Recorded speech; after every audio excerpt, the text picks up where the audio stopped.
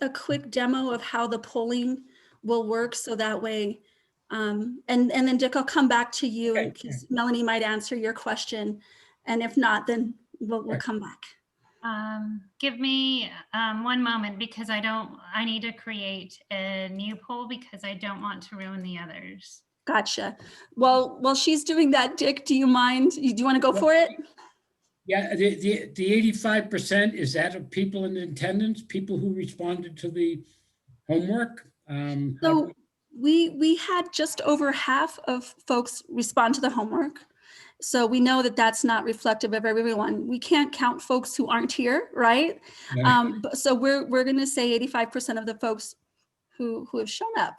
And so it would be perfect if everybody who is on the task force was able to be here today. We've been really clear about what's happening at each meeting. And, we know that people are busy and are juggling a lot, but good. So, and Maureen, it looks like you have a question or a comment as well. Yes. So if we did respond to the survey, is that taken into account somewhere somehow, or do we absolutely is everything from scratch? Yeah. So what we're going to do is we're going to show kind of here's where folks were headed, and then so it'll be like, here's recommendation 1. The current recommendation is, or the current language is this. This is the new language. X% said they were in favor. X% weren't so sure. Here were some of the discussion points that came up. Now, hearing all of that, where are we at now? And we'll first test, right? And so we'll use these polls like that Melanie is showing to see like, hey, now with more people participating, are we in a different place, right? Have we either strengthened the agreement or not? And then from there, we'll see like if we've got an agreement or not. If we have any areas where we don't reach consensus, we don't have to keep trying to talk that to bits. It just may require a deeper conversation that will happen in small group. And so we'll make note of that, and then we'll follow up with the small groups and say, hey, this was the discussion. Here were some of the ideas and concerns about it. Are these things that your small group can address to bring back to the group next time to see if we're able to move the dial? We may be able to, we may not, right? Great question, Maureen. So Melanie, do you want to describe the poll? Yes. Can you all see the poll on your screen now? It just says 1 in progress, test queue. Can you all try to vote for me? I don't see that. You don't see it? Okay. Yeah. You have to click the little button that says polling. Oh, I was looking for that. Oh, okay. Test question. Will everyone try to vote, and then we'll be able to see if it's working? And then for each recommendation, it will just pop up like this. And then once I am done polling for the particular question, I'll press end, and then I'll share my results with you, which is what I'm going to do now. And can you all see the results? Okay. Yes. Yay. Any questions? And don't be shy, because I would hate for the tech to be a reason why you're not, your response isn't thoughtfully considered. Lily, and also just to note, the poll is in order. The recommendations are in order. So if we skip around, just know that I'll have to stop and make a new poll for that particular question. Great. Okay. Thank you. Thank you. We're going to try to follow in order. Heather had sent a reminder saying, hey, recommendation 7, and was it 21? 20 are kind of related, so we might want to take those, think about those in the context of one another. All right. And if I suddenly have a pained look on my face, that's not you all, it's I have a puppy who likes to bite ankles, and so and is too young to be put in another room by himself. So please know funny expressions on my face are really all about bites from a little bulldog who finds my feet to be his favorite chew toy. All right. All right. So let's do a quick check-in because it's always helpful. Just Dick, can we start with you? Just saying hello to folks, reminding folks who you're with. Dick Mason with the League of Women Voters and project leader for Fair Districts New Mexico. Awesome. And I'm from Rio Rancho. And Cedric. Hi, everyone. Again, Cedric Page, Professor Emeritus from UNM Los Alamos and representing the Santa Fe branch of the NAACP. Excellent. And Jeremy. Hi, everyone. Jeremy Ferris, State Ethics Commission. I'm calling in from Albuquerque. Excellent. And Maureen. Maureen Scourin, UNM's Geospatial and Population Studies, Excellent. Albuquerque. And Justice Chavez. Hi, everyone. Nice to see you. Calling in from Albuquerque. Excellent. And Judge Kennedy. Rod Kennedy from Los Ranchos. And how's it going? Thanks. And Tom. Tom Garrity with the Garrity Group in Albuquerque, New Mexico. Excellent. And Senator Ortiz-Pino. Jerry Ortiz-Pino with State Senate District 12 in Albuquerque. Excellent. And Senator O'Neill. Thank you. State Senator Bill O'Neill, District 13, Judge Kennedy's senator and former sponsor of the Independent Redistricting Commission at least twice in the Senate. Excellent. And I apologize for not being more active with this. I feel like I should apply for an incomplete instead of a B or a C. But I really am curious about what you're up to. And again, my apologies for not being involved as much as I wanted to be. Well, no apologies necessary. We know that folks are juggling a lot in these challenging times, and we just really appreciate you being here. And I think your insights are going to be very valuable. And I think the good work of this task force, I don't know, it's knocked my socks off. And so maybe I'm projecting a little bit, but I hope it knocks yours off as well. So having that fresh eye and that old eye all at once is good in terms of you've been at it for a long time and you get to hear where folks are thinking. Catton. Hey there, Caton University students, Quarks as well. Excellent. And Senator Morse? Hi, everyone. State Senator Mark Morse from Albuquerque, District 21, just up the hill from Senator O'Neill. And I'm the one who's actually picked up the banner of the Redistricting Commission the last couple of sessions after he dropped it. So we're moving forward. Atza, no comment. Well, I don't know about that, but we will continue this. But you've done great work, by the way. I'm just so amazed at all the homework that I haven't done. Excellent. Hi there. Atzadon Chavez, Executive Director of NM Native Vote and NAVA Education Project in Albuquerque. Thank you. And Representative Dow.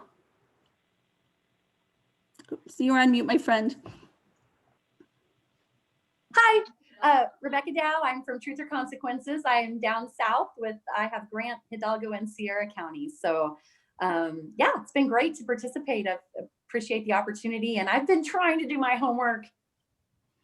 There is plenty of it. So this is never a calling out, just an inviting in to help do some good thinking and some nice reflective space before we get into the action-packed meeting. So it's all good. We're going to go to Carmen next. Hi, Carmen. Hi, this is Carmen Lopez, the Senior Democracy Director from the State Innovation Exchange, and I'm zooming in from Santa Fe today. Excellent. And we're going to go to Leonard next. Hello. Hello, this is Leonard Gorman, Navajo Nation Human Rights Commission. And it looks like I'm going to have a little bit of a problem with my internet accessibility today. I'm being dropped every now and then. Navajo Nation is ordered to stay home. Thank you, Leonard. If at any reason the polling isn't working for you, but the chat does, you can feel free to chat us your response. And Melanie, if you want to make me not co-host anymore, and if Mr. Gorman needs me to do his voting for him, I will do that because I want to make sure that your perspective is represented as well. Mario. Yeah, hello everyone. Mario Jimenez with Common Cause, calling in from down south, Doñana County. Excuse me if I come in a little muffled. I'm trying to get over a cold. Hope you feel better. Let's go to Merritt next.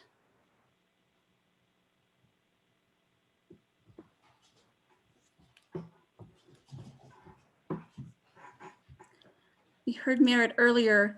No technology is. Sorry, I was muting. This is Merritt Allen from Vox Optima. I'm calling from Tijeras. Excellent. Thank you so much. And then I see the phone number 8986 is the last 4 digits.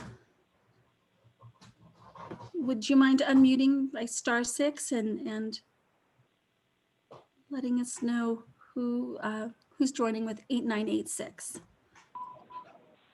Hello, can you hear me? Yes. Hi, this is Senator Shannon Pinto. I represent District 3, San Juan and McKinley County. Thank you. Thank you, Senator Pinto.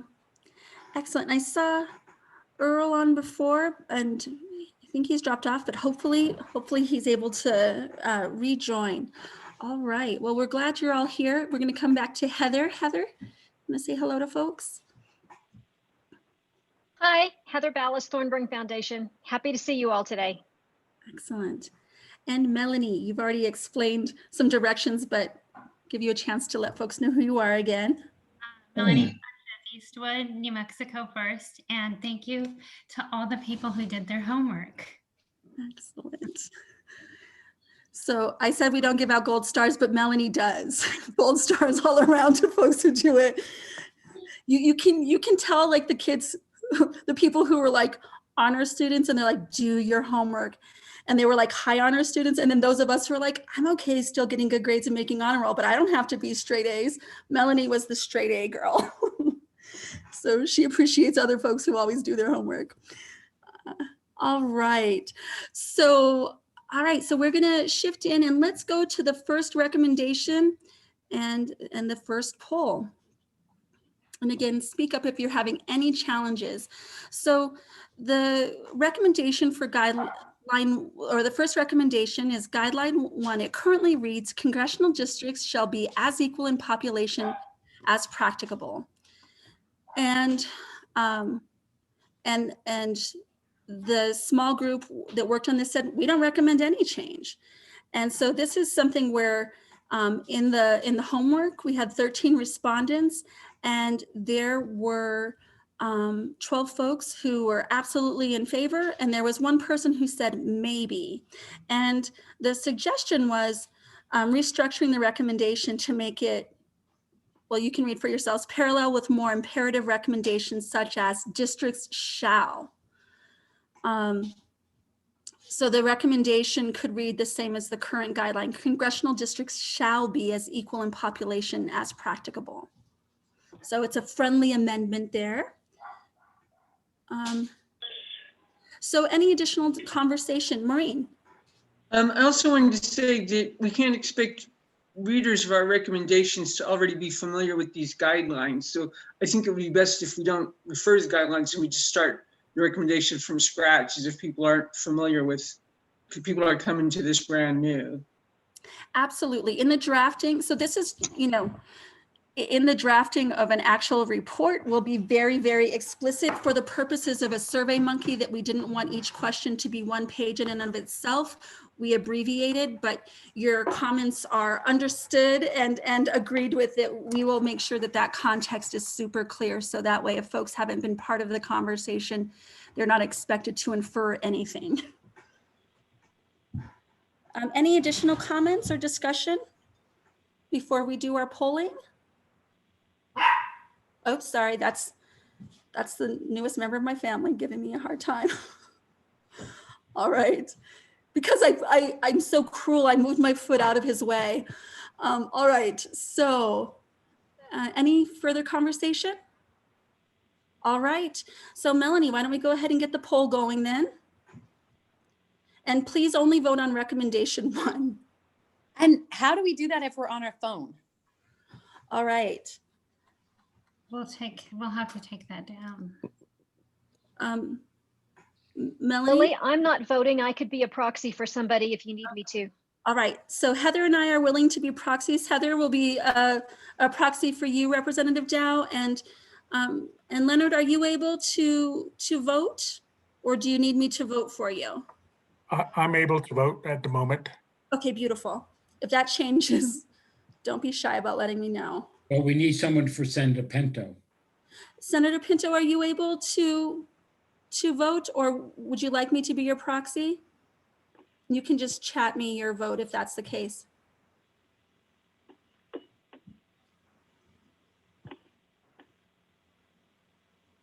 We're not able to actually vote until we answer. Yes. We're not voting till the end, but yes, I think I need a proxy. Oh, Senator, we're actually voting with each recommendation. We're taking them one at a time. Okay. So this It's first, got us voting on recommendations 1 through 10, and we won't be able to submit them individually. The poll is set up so so should that we we just- can't submit until we've answered all the questions. Oh, okay. Give me 1 moment, you all, and I'm going to fix that, okay? 1 minute. Thanks, Melanie. So should I just keep track of the 1 through 10 and then give that to you at the end? Sure. Actually, Melanie's fixing it because we were supposed to take them one at a time. Sorry about that. Okay. And so if you want, if you want to say what your vote is, that's fine. But if you want to chat to me what your vote is, that's fine as well. Whichever works Yeah, best. because I'm on my phone, so. Okay. All right. Rebecca's chat here is somewhat, she says, I prefer the shall language, but vote yes, but the shall language is a modification. So Yes. Yep. And was there anybody who was opposed to having the language parallel and using the shall language? The shall language is in the original. Right. So yeah, I don't think there was any conflict around that, but good to clarify. Thanks, Maureen. Melanie, just let us know when we're ready to go. Go to all 3. Okay. All right. This is for recommendation 1.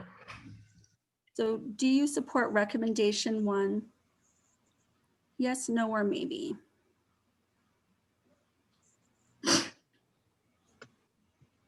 Are we going to go through a series of challenges after we cast our ballots? Is somebody going to question all our ballots just like it happened in the United States? Well, Oh, that's hilarious. Never count out the possibility. But, Recount. All right. And Senator Pinto, I'm going to vote for you. Will you, as related to recommendation 1, is that something that you support, or no, or maybe? Maybe. Okay. Also, did we agree to a percentage? I mean, 100% is going to be hard. Did we agree to like a percentage here of how many people vote?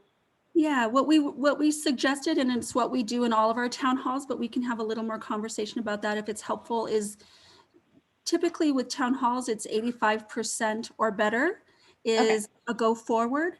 And so not necessarily perfect consensus, but pretty darn close. Is that acceptable to folks? Or does anybody have concerns about not having 100% consensus? I already won, so it's okay. All right. I'm seeing that 85% is fine. I'm seeing, yes, that makes sense. All right. So any objections? All right. So, all right. So if you have, go ahead. We're going to give you a few more seconds to get your response in, and then Melanie will share the result. Okay. I am going to end the polling now. and share the results.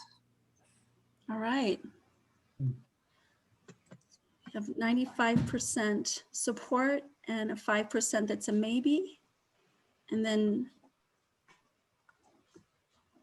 we can go back through once we're through and just see, what would it take to strengthen the consensus.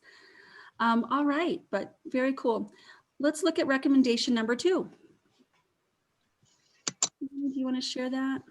Yeah. Can you see my screen? Not yet.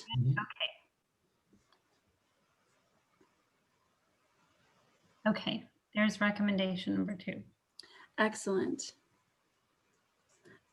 Justice Chavez, do you want to read this one? Yes, guideline number 2 currently reads, state districts shall be substantially equal in population.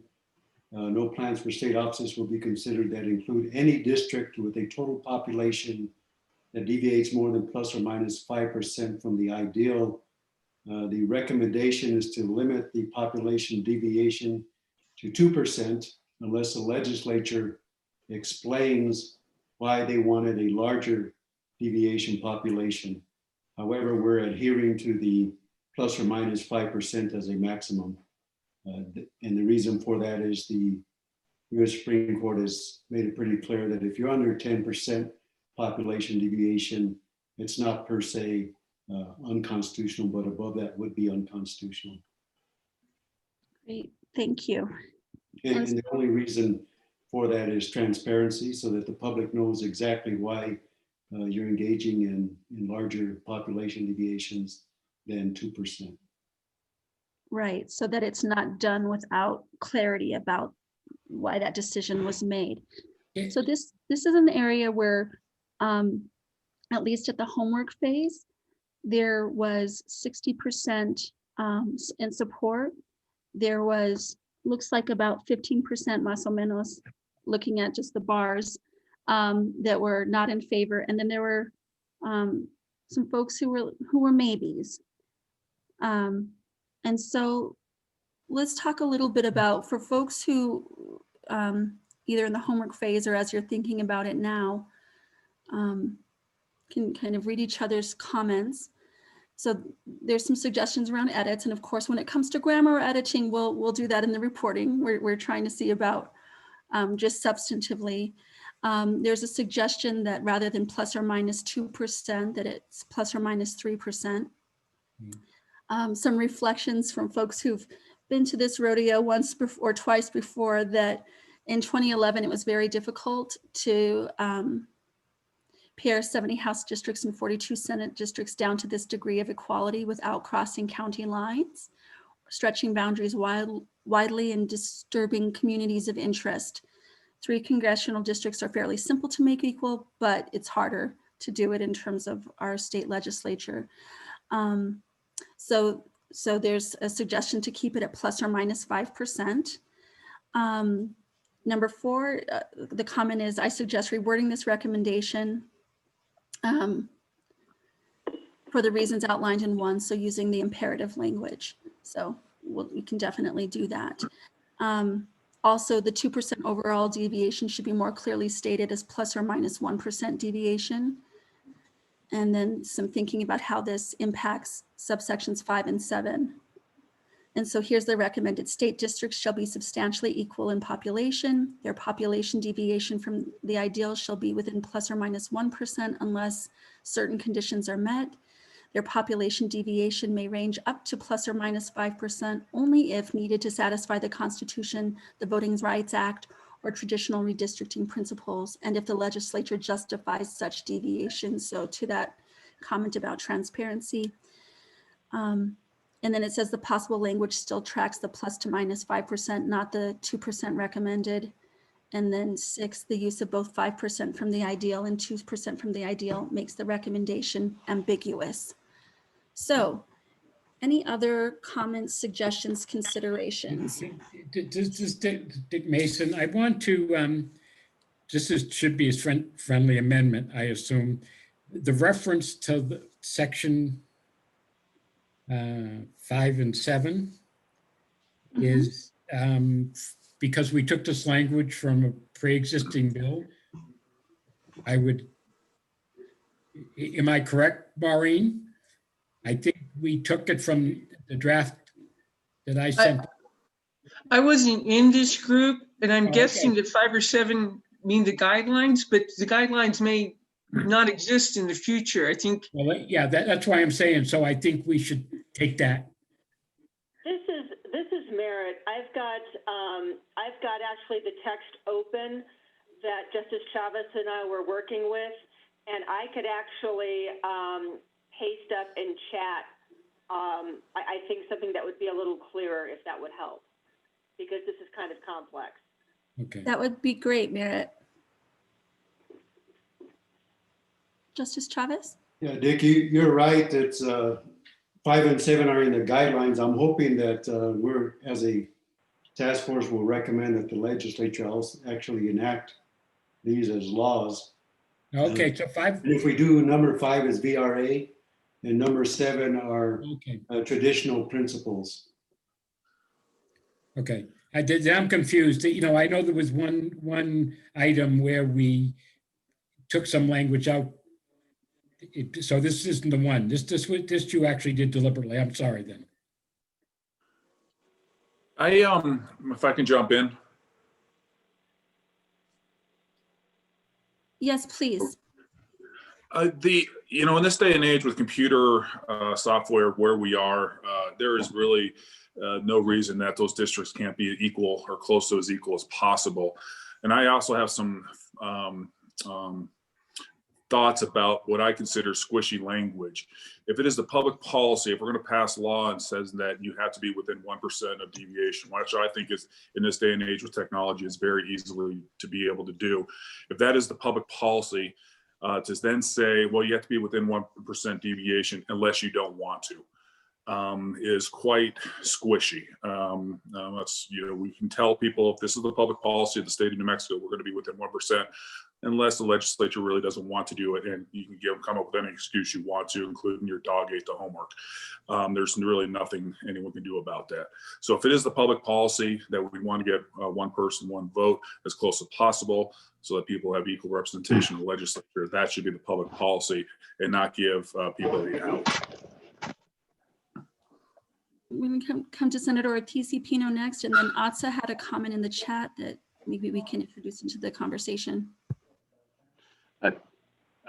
I'm the one that suggested that it would be very difficult to get to that.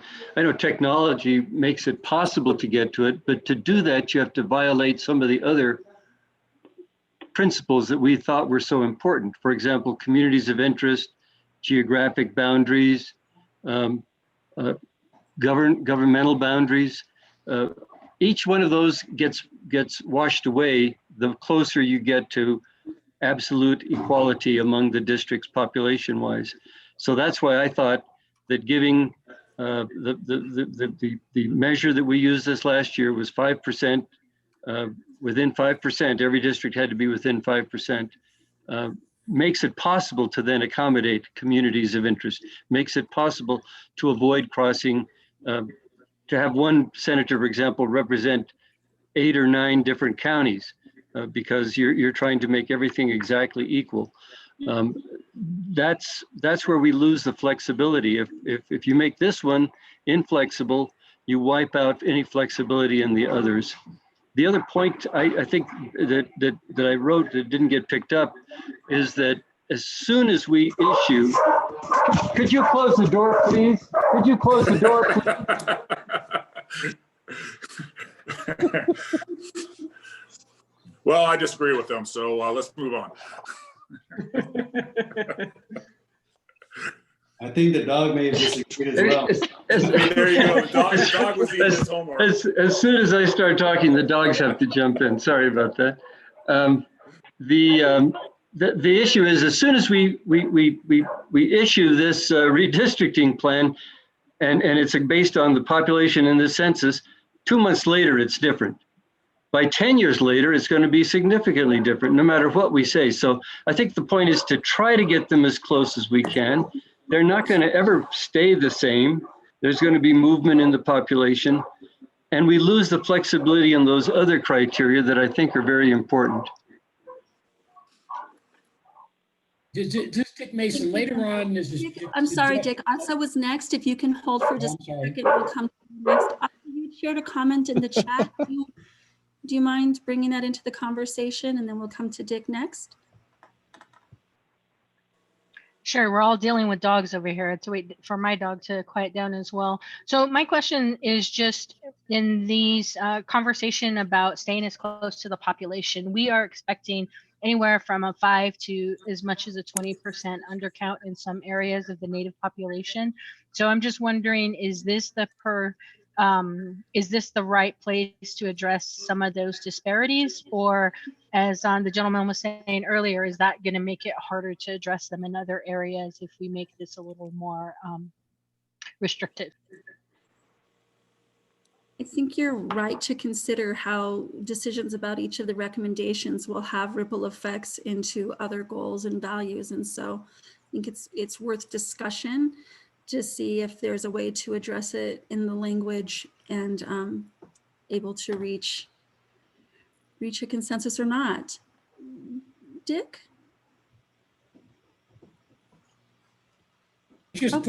I just put the question in chat that later on there's a question about ranking criteria.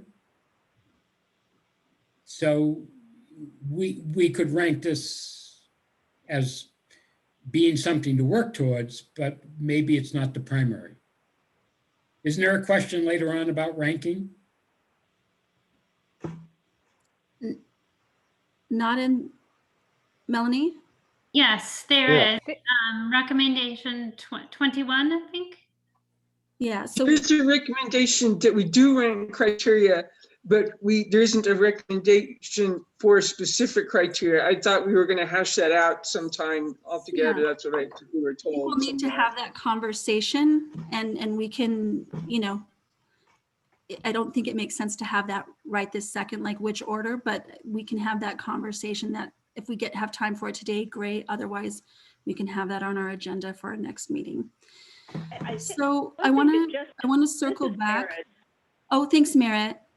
This is something Justice Chavez and I had discussed in our small group, and I did post, I think, a little clearer language, and I emailed it to Melanie. It seemed to us that deviations greater than 2%, this is where the issues of communities of interest, integrity of municipalities, et cetera, all that comes in, and those need to become priorities defined and prioritized by the legislature as, state law and codified. And that was kind of where that comes in. If we want to make recommendations as a task force on that, yes, and that comes into previous comments made on that, and we can certainly do that. But that's what we have in our language is if you want to deviate more than 2%, you can, but those deviations have to be identified and defined and follow criteria that are defined by the legislature. Thanks, Merritt. And maybe it would be helpful. Maybe it would be helpful to let you all get a chance to get that language kind of processed for everyone to see and come back to this. I don't know. I think that makes sense. I know Mr. Gorman had a comment as well. Mr. Gorman, are you able to weigh in?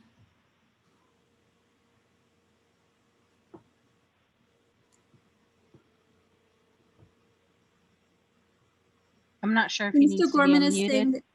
Yeah, okay. Mr. Gorman is saying that he strongly believes that if the population was less diverse, you can consider a more narrow deviation, but New Mexico is a Section 2 concern.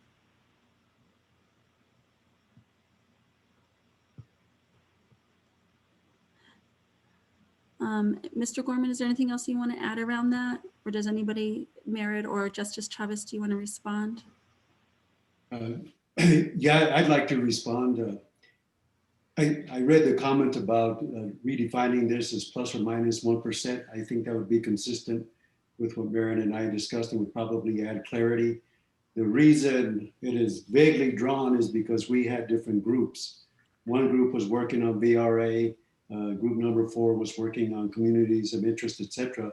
We did not want to write what the specifics would be, the justifications would be, and prioritize them, because we would be invading the province of the other groups. But the whole idea is no, Doggate, the homework would not count. It would have to be specific things identified by the legislature. The Voting Rights Act would be one. And I think that takes care of Leonard's issue, because I think that is right. Communities of interest, wanting to keep municipalities, villages intact, governmental entities would be another issue. Those would be laid out, but we would be explaining to the public, the only reason we are allowing this particular district to go to, let's say, a plus 3% is because it has Native American populations who have a community of interest. We're including a couple of pueblos with perhaps the Jicarilla Apache Nation, things of that nature. So the explanation would be given so that the public understands we're not doing this because we're trying to protect a political party or because we're trying to protect the incumbent. We're doing it for one of the recognized legitimate justifications. Thank you, Justice Chavez. Marie? About the undercount and various problems with the census, I believe some of the thinking is that having both for this particular cycle in particular, in that having lower allowed deviation would help account for the census problems, meaning if the census undercount is 5 or 10% and your deviation is only 1%, maybe you're only going to deviate, say, 3% versus 20%. I'm just pulling those numbers out of the air to give you an illustration.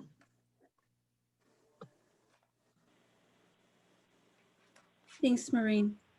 Mr. Gorman, were you able to get your mic to work?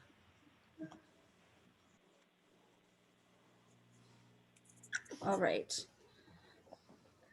All right, no. All right, so we want to hear from you. This is Senator Pinto. Mr. Gorman said his internet's down, so I was going to text him to call in. So we'll see if he connects. Thank you. Okay, thank you. All right, so Merit or Justice Chavez, anything else you want to add before, as we're waiting to hear from Mr. Gorman? Nothing I have on my end, just though we might want to give other task force members time to absorb kind of the bullet point language. Yes, so you shared it in the chat. Thank you for that. And so do you mind reading the language that you included in the chat, Merit? Not at all.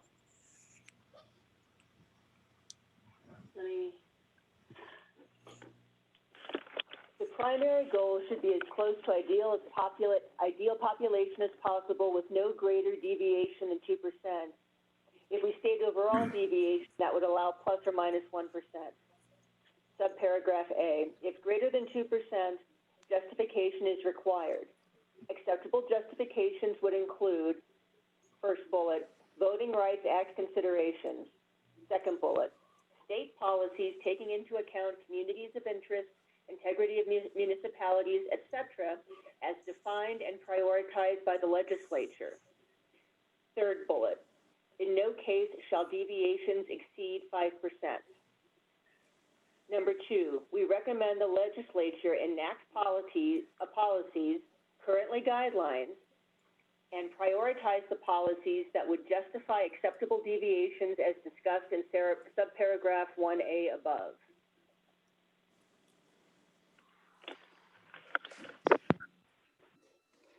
Lily, could I offer a quick bit of context at some point? Sure. Thanks, Heather.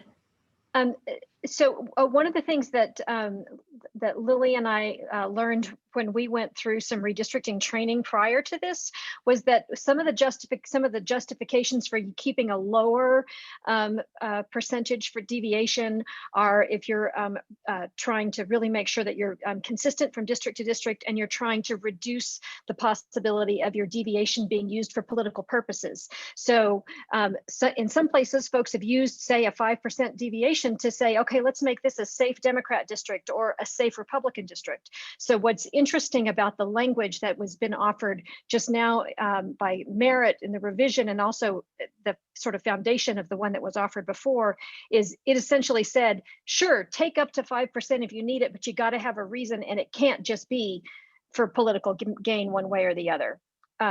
So that I just wanted to offer that context. And I appreciate the context. This is Leonard Gorman. I finally got my mic to work. And my internet is not that great at home. This is the same initiative to reduce the deviation in Arizona. Similar initiative. Navajo Nation vehemently opposed the reduction of deviation from 5% on both sides of the ideal number to 3%, 2%. Because Navajo Nation believes that the 5% spread allows for the Navajo people and minorities the opportunity to design.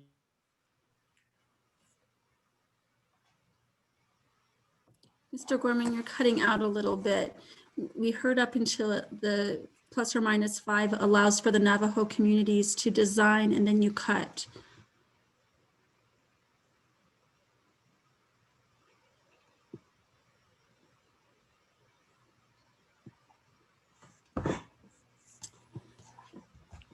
Mr. Gorman, we're still not able to hear you, sir.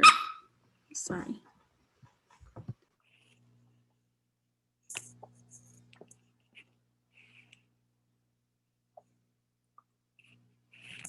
So, Mr. Gorman, you're describing that a similar initiative to change the approach to redistricting in Arizona was something that met with opposition from the Navajo Nation, and it's something that you have strong concern about. Merritt thinks she has some language that might address your concerns. Merritt, do you want to share that while Mr. Gorman is trying to get back online and be able to contribute to the conversation?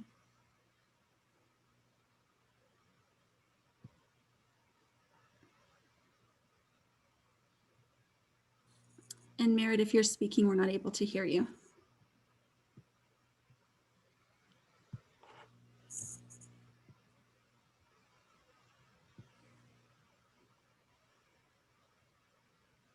Merritt?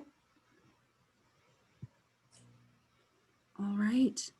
Technology is being our challenge today, that's for sure. I would say that the language does accommodate Leonard, and actually in 2011, I can't tell you what exactly the population deviation was for the multi-tribe map, but it did comply with the plus or minus of 5%.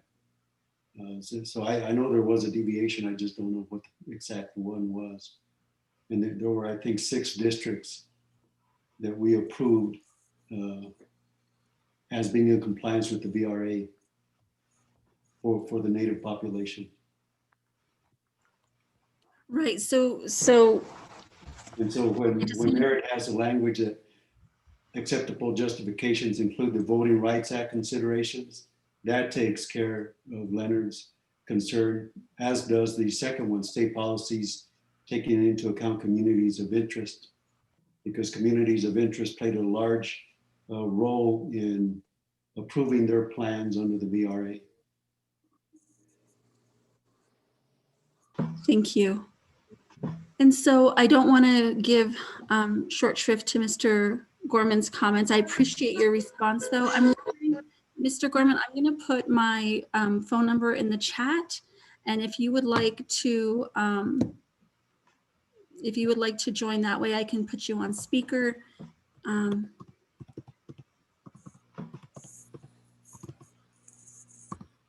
So it's one way or the other, we'll find a way to make sure that you're able to participate as well. Senator Moores, you had mentioned at the top of the call or this discussion of this recommendation that squishiness or lack of clarity is something that you want to avoid.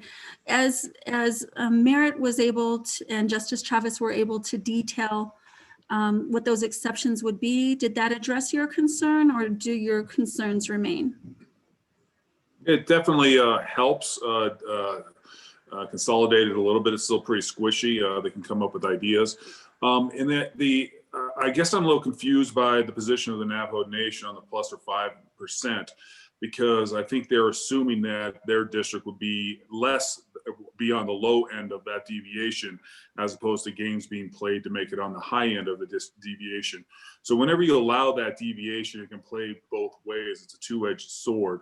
And I just look as a representative of Bernalillo County 20 years ago, it wasn't as big of an issue as this last 10 years, but 20 years ago, we faced huge population growth in Bernalillo County.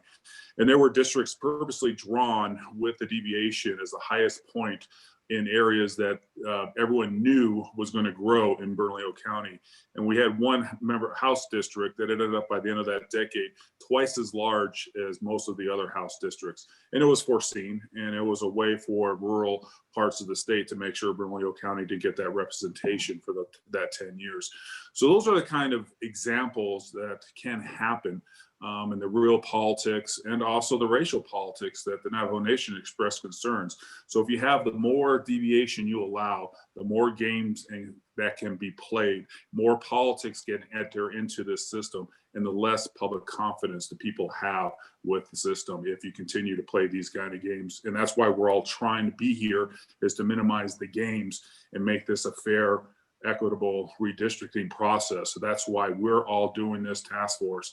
And more games and more squishiness you provide, the less confidence the public has in this process. Thank you, Senator Morse. And I think your point is well taken and well made and consistent. I don't think anybody who is a part of this task force is looking for games or lack of clarity or transparency. In fact, there's shared values around the importance of all of those things, and also wanting to make sure that we move forward in a way that has respect for the really complex layers of diversity in our state as well, and having representation that makes sense. So it looks like, Mr. Gorman, I'm scrolling through to see if you're back, sir. All right. This is Merritt. Are you able to hear me by phone yet? Yes, Merritt, thank you. Okay, yay.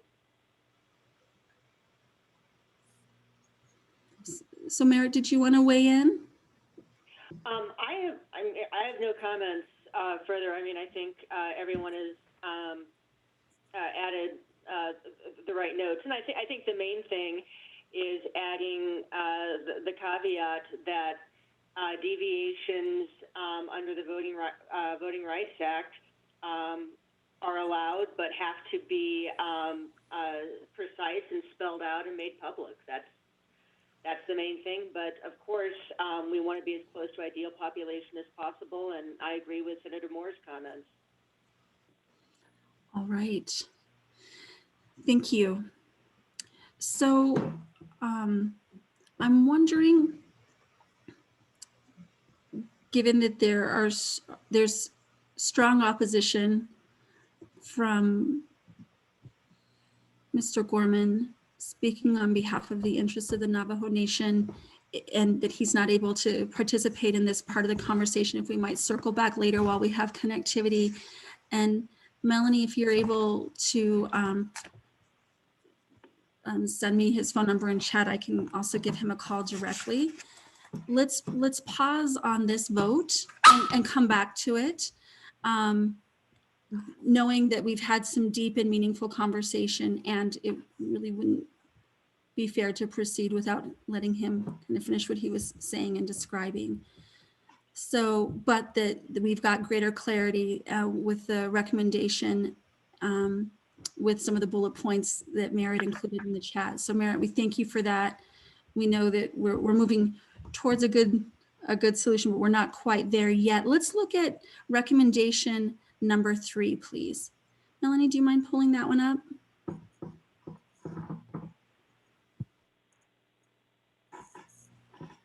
And Judge Kennedy, do you want to read this one?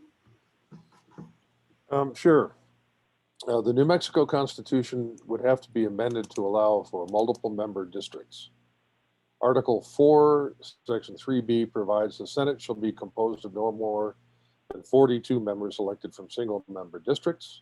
Article 4, Section 3C provides that the House of Representatives shall be composed of no more than 70 members elected from single member districts. Single member districts are largely the norm. There are only 4 states that have multi-member House districts in 1 state that has a Senate. Oh, I'm sorry, that's the rationale. Senate multi-member district. The recommendation is guideline 6 currently reads all redistricting plans shall use only single member districts. We do not recommend a change. And now you know why too.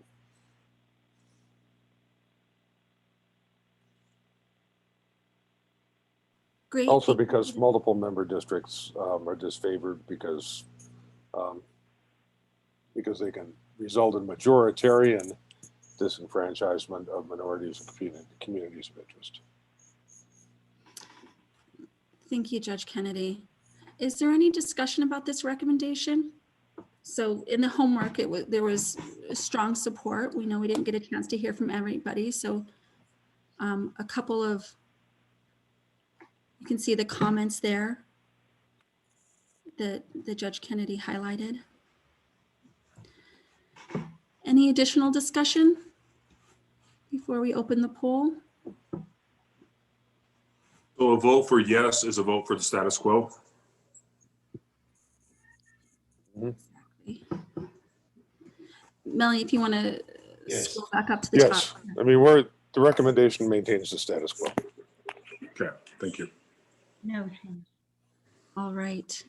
Okay. Are you ready to? All right. Any other discussion?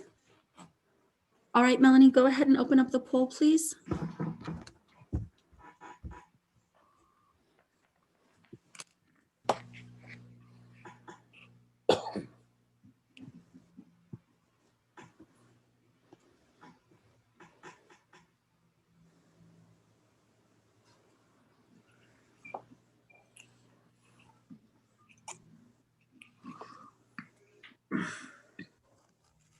Lily, not everyone is voting.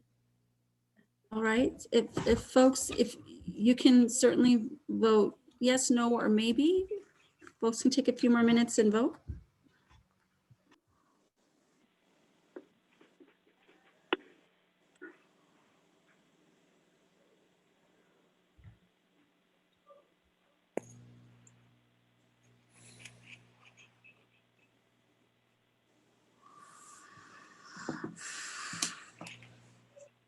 Five more seconds. Okay, I'm going to end the poll now and share the results. And you have 87%. All right. Or So you maybes. see- So strong support there. All right. All right, so let's go ahead and move on to recommendation number 4 then. Justice Chavez, I'm coming back to you, sir. Will you read this one? Congressional districts shall be drawn using the most recent federal decennial census data generated by the United States Bureau of the Census. Other districts will also be drawn using the most recent census data, but that data may be complemented by other sources.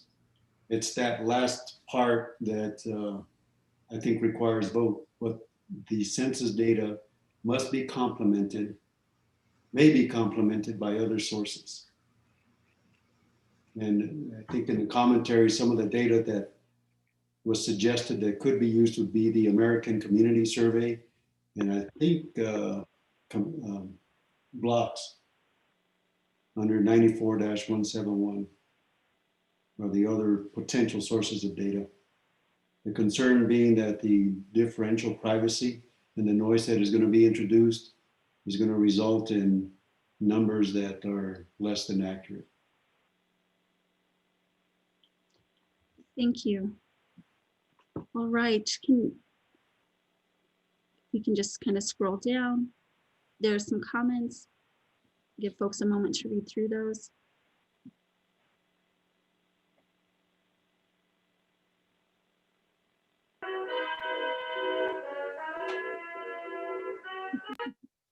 Got some nice calm music.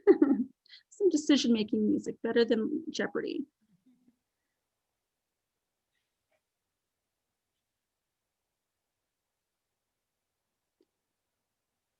All right, discussion of this recommendation. This is, if I might, Billy. Please. This is where I thought, the earlier conversation about the standard deviation in population with the concerns about the census is I thought this was a better area to address those concerns when we look at the population data and have any scientific evidence of the standard the deviations in undercount or overcount of any census data. This would allow the legislature then to actually address that versus the other part about the squishiness of the deviations in the size of the districts. This is where we can actually look at the census data, look at any other data that comes in, any kind of scientific research that comes in, and know and actually quantifies the undercount, and we can make adjustments here. Thank you. For folks who are on this team, do you want to say any more about how these issues are related to the question about deviation? Any other conversation, discussion? Atsa is asking, is this data usage also the status quo, or wants clarification about what's different about this recommendation? The census is the status quo and has been forever. But as we brought up in our supporting points for recommendations, the census has a couple of problems. One is the pandemic is leading to more of an undercount than usual. And the other is this differential privacy, the noise being injected. So it's going to have the overall state population will be correct, but lower areas, we can't necessarily say how correct they will be. Thanks, Maureen. Atsa, does that address your question, or do you have any follow-ups? It does, but I'm also curious as to what other types of data sets might be used to help inform or be supplementary to the census for those undercounts specifically. Mm-hmm. So there's some more discussion about that in the kind of draft language. Maureen, do you want to say more about that? I had a brief email exchange with somebody, counterpart in another state of which I'm not remembering the details right now, but the other data sources are somewhat lacking. That's part of the reason that we didn't say use this specifically. Is if we're able in the next 6 to 12 months to find something that we think is a good substitute. We did mention this Esri product, which I don't recall the details, and there's the American Community Survey, which I'm not sure how low it goes as far as getting small area populations.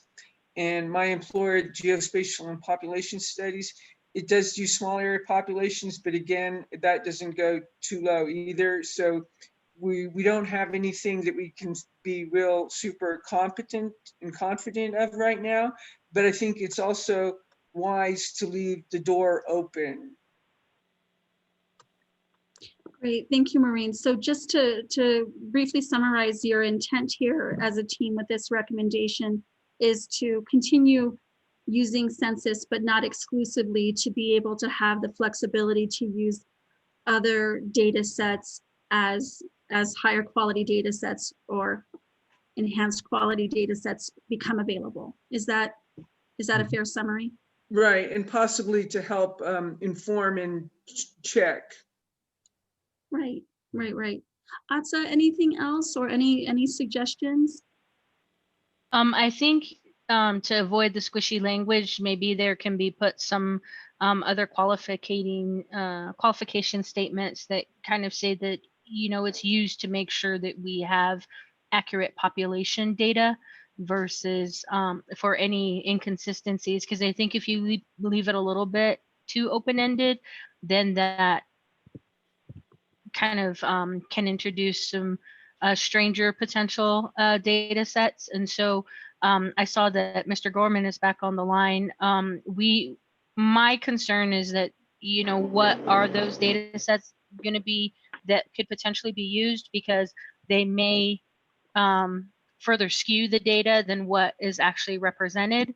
So I want to make sure that we have something that, whether it's, you know, the data from the communities themselves in terms of membership, or what other potential options that we may have. Maybe it's UNM Geospatial has an idea of these particular areas, but I do know that in some areas that, you know, we're going to have just a huge undercount.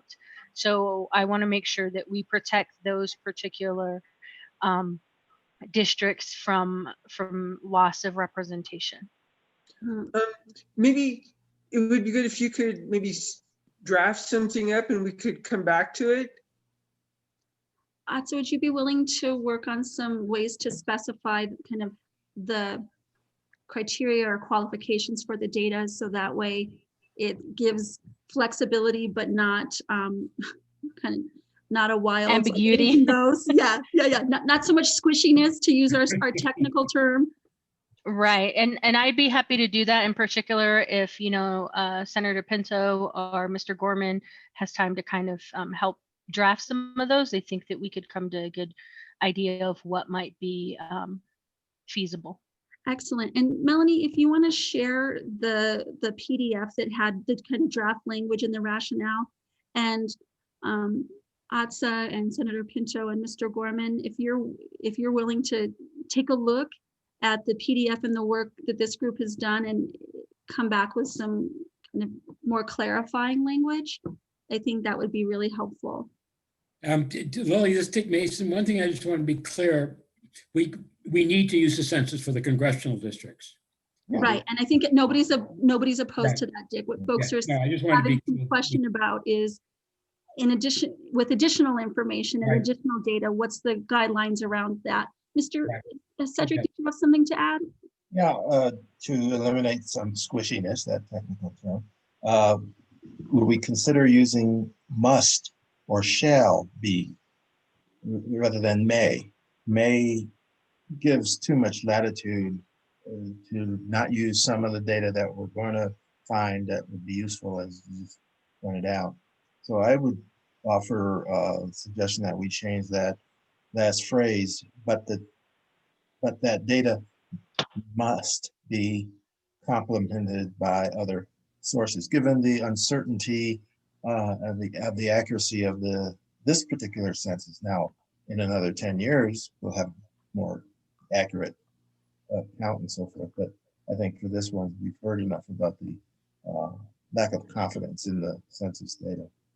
Thank you, Cedric. I think that's helpful. So instead of pretending like we think everything is good with the census data, acknowledging that and making that a requirement versus a friendly suggestion in terms And we're of using shall in some of the other recommendations. So I guess rather than must, let's be consistent and say shall. My concern about making it a requirement is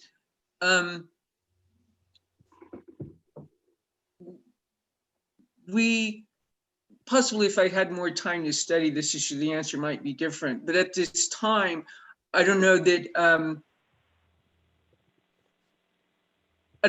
something else is necessarily going to be better. That's why it's like, it might help, but it might not.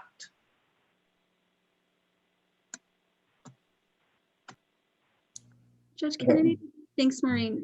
Cedric, did you have any follow-up? And then I know Judge Kennedy was waiting as well. No, that's good. Go ahead, Judge. Thank you.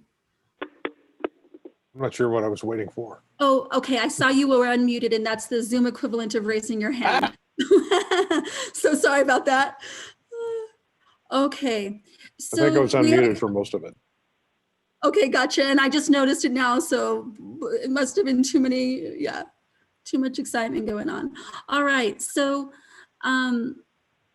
so the recommendation as it is right now is saying that congressional districts shall be drawn using the most recent federal decennial census data, right? So that's kind of as is. Other districts will also be drawn using the most recent census data. And here it says, but that data may be complemented by other sources. And what I'm hearing is, and that is some debate still, Maureen is saying, hey, keep it open-ended. We're not sure that we're going to have any better options. And other folks are saying, wait a minute, there should be some requirements on the quality of the data. ATSA has volunteered to at least to work with Mr. Gorman and with Senator Pinto to see if there's a way to clarify kind of that alternative higher quality data. And so Mr. Gorman and Senator Pinto, are you willing to work with ATSA on that to strengthen this recommendation?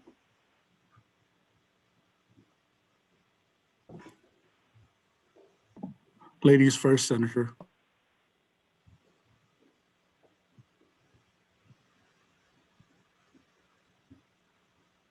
And Senator, if you're speaking, we're not able to hear you. Oh, I have my other mute. Hello? There you go. Yes, perfect. Yes. Yes, I'd be willing to. Thank you. Excellent. Along the lines of a different set of data, I suppose for the congressional districts, we would be using the same census data for the other districts. There are 3 additional redistricting election districts that need to be drawn up in the state of New Mexico. The legislatures, 2 Senate and representative, and then the PRC. They use the same census data that would be used to draw the congressional districts. So I'm just having a difficult time why it is definitely a requirement for the congressional district, while the same questionable data is not going to be a part of or as a supplemental type of data would be available for the legislative and the PRC districts. Thank you. Ms. Maureen, would you like to clarify based on Mr. Gorman's comments? I'm sorry, can you repeat? I was distracted. Mr. Gorman was saying that he's wondering about why using the census for the congressional districts and not requiring or suggesting some complementary data sets, why it's one way for one aspect of redistricting and another recommendation for the other aspects of redistricting. I thought that was it. The thing is that the federal constitution requires the census for congressional districts. And my understanding is that the federal constitution does not address state level districts. So it's required. So I don't think we can make it any difference, do anything different for the federal districts. But Judge Kennedy has his hand raised. Maybe he has something else to say. This time he really does. I'm not just randomly calling on him. Judge Kennedy, did you want to weigh in, or were you stretching? Actually, I'm scratching my head, but no, that's true. That's true. That the Constitution requires congressional districts to be based on the census data. But for all other districts, the state districts, other sources can be used. All right. So I think where we're at is we're close with number 4. And we can see that from the original polling. And ATSA and Senator Pinto and Mr. Gorman are going to see if they can strengthen the language a bit more and come back with a friendly, with an amendment to kind of get us in the right direction with the intention, but with greater clarity. So we'll think put, along that line of being a party to that homework, I checked with our Navajo government data center, and it was reported a couple of last week or so, or 2 weeks ago, that the nation's data is some level of not reliable.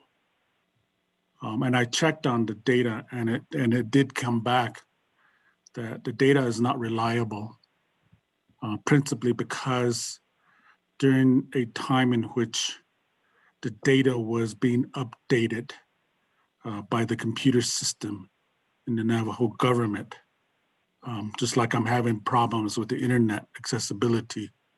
There was a situation in which that caused a break in that data electronically. And now the data is bridged for maybe a year or two in the data, so it's not reliable anymore. gotcha. So that's the circumstance. Thank you. All right, so we're going to come back to number 4 with some suggestions. And Maureen, is that a conversation that you're interested, willing to be a part of as well, to kind of keep that link between the work that's already happened and then the recommendations moving forward? I'd be happy to be part of that. Thank you. Thank you. Thank you. All right, so we're going to take a look at the next recommendation. Judge Kennedy, you're up. Okay. Let's see. Recommendation number 6. Districts may be drawn using precincts or smaller units. That's the recommendation. This would. He's reading 6 and we're on 5. Oh, Ah! Thanks, Maureen. I should have scratched my head. That's all right. It's on the screen. I should have scratched my head harder. Districts shall be composed of convenient contiguous territory. Areas that meet only at the points of adjoining corners are not contiguous. All right. And so most folks were in favor, and there were some maybes. Let's take a look at those comments. So somebody wants to know more about what's meant by convenient contiguous territory. And then another person asked, hey, what do you mean by convenience here? And then the need to define travel. Most communication is done with mailed information and virtually, social media, et cetera. And then folks wanted a little bit of wordsmithing.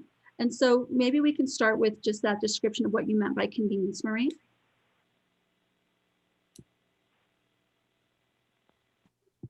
I think convenience is just a legacy left over from the guidelines. I'd be fine with deleting the word convenient. I would too. And I'm seeing some head nods. All right. So if we kind of go back up, Melanie, do you mind scrolling back up to the recommendation? Thank you. Districts shall be composed of contiguous territory. Areas that meet only at the points of adjoining corners are not contiguous. Any further discussion after we've slashed convenient? Could you clarify the last part of the verbiage, joining corners, or adjoining corners? What do you mean by that? In other words, think about 2 squares and they only touch at a corner each. That would not be contiguous. This is Dick Mason. Take a look at Senate District 39 and you'll see how that, there's one little point where they meet, where I think that where they hook on to Santa Fe.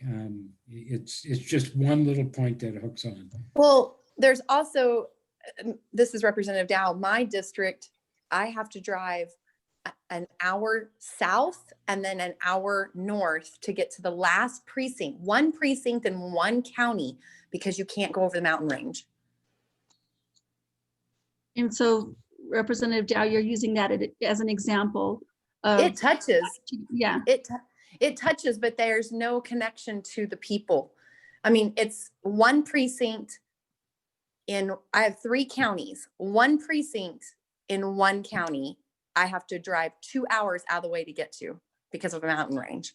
Thank you. Mr. Gorman, does Judge Kennedy's and Representative Dow's response, does that clarify for you? Yeah, we need contiguous. But think- it touches the border. The counties touch each other. Right. They So just don't technically make it's sense on paper. contiguous. Yeah. Representative Dow, you're describing technically it's contiguous, right? It touches, there's no Yeah. break. Maureen, I see your hand. I just want to make sure Mr. Gorman's question is addressed, and then I'll come to you. So Mr. Gorman, does that explanation help?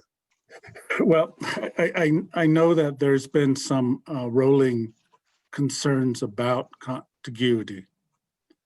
And some people have defined it as the ability to drive within your own district from point A to point B. However, geographic concerns do not permit on many occasions that ability to drive from one location to the next. You have to leave your district in order to get to the other district. So there are many places that are like that across the country. Adjoining corners are not contiguous. I have to look at that verbiage and see what it really means. Now, because a lot of these principles are essentially rolling along the process because you have to try and fulfill the other components of the variables. Right. And trying to define exactly how it should be could become not advantageous in the process. So that's what I'm trying to figure out in my mind. Thank you. Thank you. Maureen, you wanted to add? Yeah, I just wanted to say that natural boundaries are addressed somewhat in a later recommendation. So that's not ignored, even though it's not addressed here. Such as the mountain range. Right, rivers, etc. All right. So let's test. Let's see where we're at. If we're any closer with getting rid of the language around convenient. So Melanie, do you want to pull up the polling and we'll see how close we are on recommendation number 5? So if you vote yes for recommendation 5, you're saying that it's not sufficient to have adjoining corners to consider a legislative district contiguous. If you're voting no, it means you have a problem about the language. If it's maybe, it means you're leaning towards yes, but you would need more clarification. Are we talking with or without convenient? Without convenience. Okay, good. Thank you. So it would read, districts shall be composed of contiguous territory. Areas that meet only at the points of adjoining corners are not contiguous. And Melanie, do you have the poll up and going? Mm-hmm. It's up. Great. And people are voting, so. Excellent. Give you all 10 more seconds.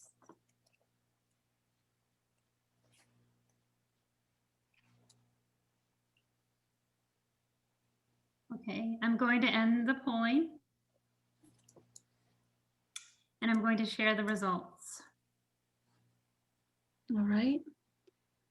So 93% support. There's a maybe there. And so if there are any kind of friendly suggestions about ways to make that even clearer, that would be great. But we've got strong support there. Let's go ahead and move to the next recommendation, please. All right. We got a preview on this one, but Justice Travis, do you mind reading it? Districts may be drawn using precincts or smaller units. We support this recommendation. Currently, the way precincts are defined, it's to be used for redistricting purposes. And also, precincts are also drawn based either on votes before general elections, or when the decennial census comes out, then it's based on population, and precincts can range from 500 people in the precinct to 2,500. Once it exceeds 2,500, they need to make adjustments, or they can combine. Although local bodies cannot split precincts. So one idea is to use census blocks as opposed to precincts. Mhm. Thank you, Justice Chavez. Any discussion? Melanie, were there any comments? Nope. No. Oh, Oh, wait, yeah. yes, there are. Oh, yes, lots of them. I have a question.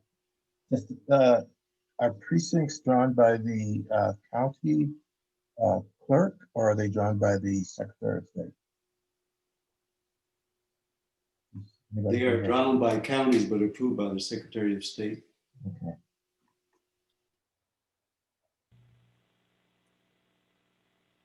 Just Dick Mason, I just want to be clear, right now, the language in the guidelines for the state say they can only use precincts. So we're changing the language. Right. Right. So this is to allow more flexibility. Right.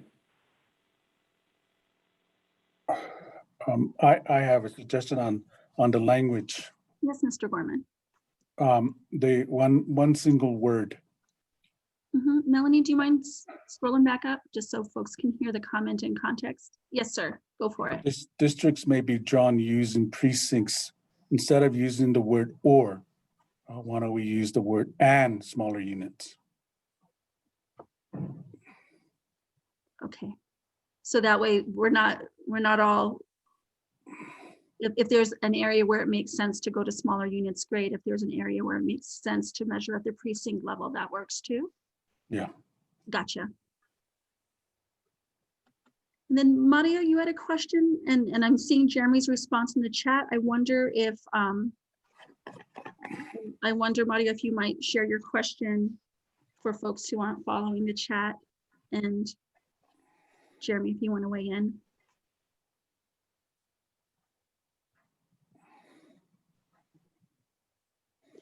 So Mario is asking, does this include precinct parts as the smaller units? And Jeremy was saying, yes, I think so. Justice Chavez, does that, and others who are in this smaller work group, does that match your thinking and your intention? I was not in this group. Okay, sorry. Hi, Lily. Yes, I think that smaller units could be census blocks. It could be precinct parts to respond to Mario's query. Great. Thanks for clarifying. All right, any other discussion? Besides from my somebody had in the comments that objected to the idea of using smaller units in blanketly, and I just wanted to explain why we're recommending this. It mainly has to do with on the Navajo Nation, their chapters overlap precincts. And so the way that Leonard explained it was that Navajo voters would have to go to different locations to vote on the same day. And so we wanted as much alignment as possible. Why can't the chapters just be lined up with the precincts rather than rebuilding the districts on a smaller level than precincts? Okay, you really, because we can't tell the Navajos what to do. Tribal sovereignty versus county. The county should have made precincts that lined up with the chapters, but we can't tell the Navajos what to do. But aren't precincts redrawn? I mean, can't they be redrawn? It doesn't have to be necessarily on the side of the sovereign nation, but can't on the side of the county on which the Navajo land is. Can't they redraw the precincts to line up with the chapters rather than changing this guideline? They could be frequently. Historically, they have been, some precincts have been drawn specifically to exclude some tribal populations, for instance. Put tribal members in one precinct versus another for where the precincts determine the congression or let's say the state legislative district or the school board district. And draw, if you have a population in one part of town or one part of the county, draw a line right through the middle of it. So the Navajo population, for instance, could not have a representative on the school board in McKinley County from that part of town. So to answer the question, think about it in this fashion. Where you live, can you adjust the street to fit a scenario? Okay, no, you can't. Okay. You can't move the street. Streets are a part of the census blocks. Now, take it a little higher. City boundary. Can you adjust the city boundary to coordinate with the precinct boundaries? It's up to the city council to adjust that political boundary. I'm sure they could, but it probably requires an ordinance to pass. That same ideology, that same method is applicable to Navajo Nation, indigenous nations across. We've defined political boundaries, and how we design that is a sovereign nation's decision. Now, I have not found the past 2 decades where the precinct boundaries coincide with chapter boundaries at all. Mm-hmm. And that's a disenfranchisement form of imposing the ability for Navajos to cast a ballot at a single place for both the state and the Navajo elections. So the county would place the polling place at a different location, and Navajo polling place is at a different location. And you have to travel at a fair distance of about an hour and a half between the 2 polling places. So technology is a part of this whole dynamics, but as you just experienced in me hopping around from location to location, trying to find the best internet accessibility, I'm the aristocrat of the Navajo Nation. Just imagine the rest of the Navajo world. They don't have access to the internet. So those are matters that are at play. And that's the reason why I keep insisting, while on the Arizona side of the Navajo Nation and the Utah side of the Navajo Nation, they care less about precinct boundaries. They use census blocks. It's a very finer method of creating election districts. You're using a scalpel versus a chainsaw.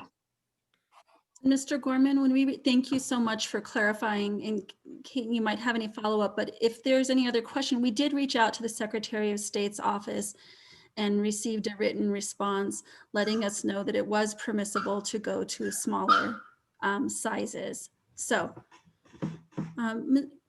Kate, any follow-ups to Mr. Gorman's comments or the discussion? Yeah, I mean, I understand the massive injustice. I really do.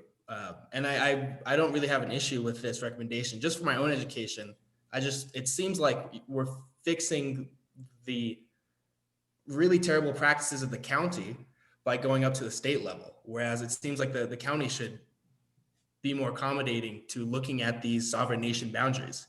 And that's the issue that I'm having. Thank you. And then Atsa, I see that you had added some analysis in the comments as well, or in the chat. Do you want to raise anything else up in the discussion?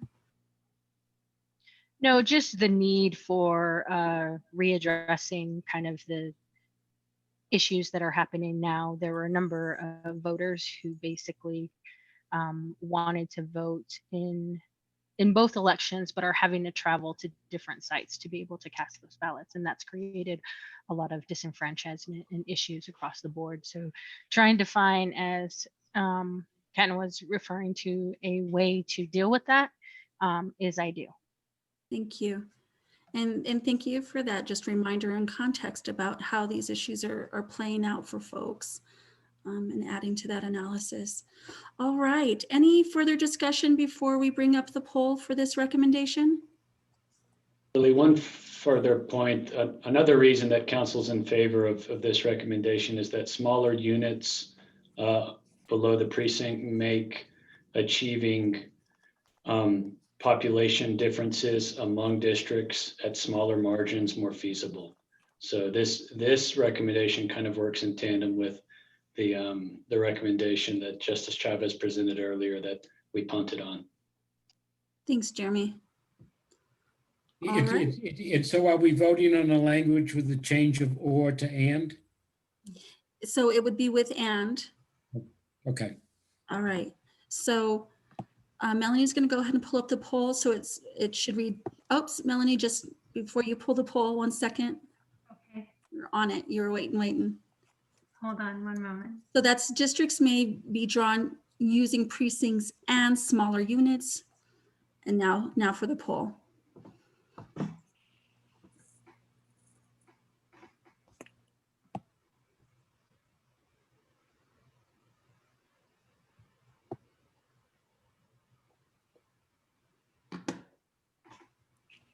We're voting. So if you are multitasking, which we all have to do sometimes, or double zooming, this is your chance. We're voting on recommendation 6.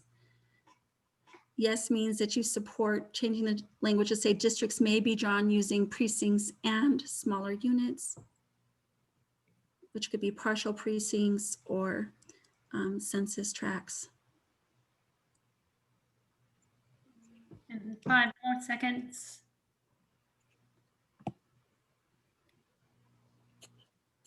Okay, I'm going to end the polling. And I am going to share the results. All right. Woo, 100%. Thanks, Melanie. All right, let's go on to recommendation number 7. And then just that reminder that recommendation 7 20 is related to 20, but let's take number 7 first. And I think that Judge Kennedy is up. Alrighty. Partisan data such as voting history or party registration shall not be used to draw districts. All right. And then Melanie, just for reference's sake, do you mind cruising down to recommendation 20? It's a, but if we must. Yeah. Hold on, let me. So it says, only if the legislature continues to use partisan data in the redistricting process, competitive districts should be favored, where to do so would create no significant detriment to the other criteria. So just letting folks know that if 7 goes one direction, there's this 20 as well. We will be revisiting the issue, but let's go back to 7. Thanks for having that up, Melanie, just for context. And those of you who get motion sick watching screens whirl by, look away. But back to number 7. So again, it's partisan data such as voting history or party registration shall not be used to draw districts. And this had pretty significant support of the folks who weighed in, and there were a couple of maybes. So any discussion?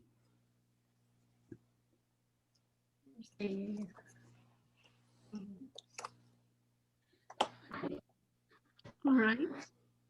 I think we need to carve out an exception for voting history for purposes of VRA. And across the board restriction doesn't work because the only thing that informs a voter dilution can be voting history.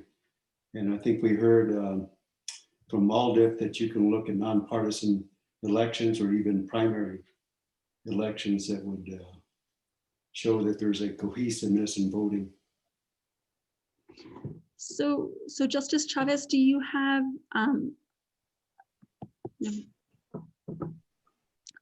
a recommended alternative language? So would it say partisan data such as voting history or party registration shall not be used to draw districts unless there is a VRA consideration, How would you frame that?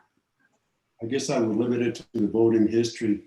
I don't think I have a problem with party registration. But partisan data such as voting history, comma, with the exception of for purposes of the Voting Rights Act, comma, for party registration should not be used to draw districts. Maybe that would work. Okay. I just think we need to carve out an exception unless I misunderstood how you prove a VRA case. The voting history, I think, is important for that purpose. Thank you, Justice Chavez. Jeremy? To address this concern, how about voting partisan data such as voting history or party registration data shall not be used to draw districts, provided that voting history in nonpartisan contested elections may be used for VRA compliance. Ooh. Yeah. Jeremy, do you mind popping that in the chat? Sure. Justice Chavez, in concept though, as you're waiting to look at the language, any reactions? Yeah, I'd like what Jeremy recommended. Okay. Any additional discussion while Jeremy's putting that that recommended change into the chat? I know that for Navajo Nation in the past couple of decades, our presentation to the bodies that approve election districts included several factors along this line. And that is, competitiveness is not Navajo Nation's priority. That's something that could be a part of the studies and results of the redistricting, but VRA issue is the #1 priority for Navajo Nation. Now, along that line, yes, racially polarized voting is a factor in the strong consideration when we look at the VRA aspects.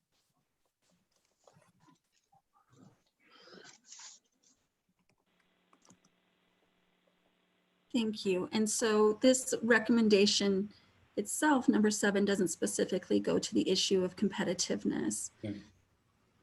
It's recommendation 20 that does.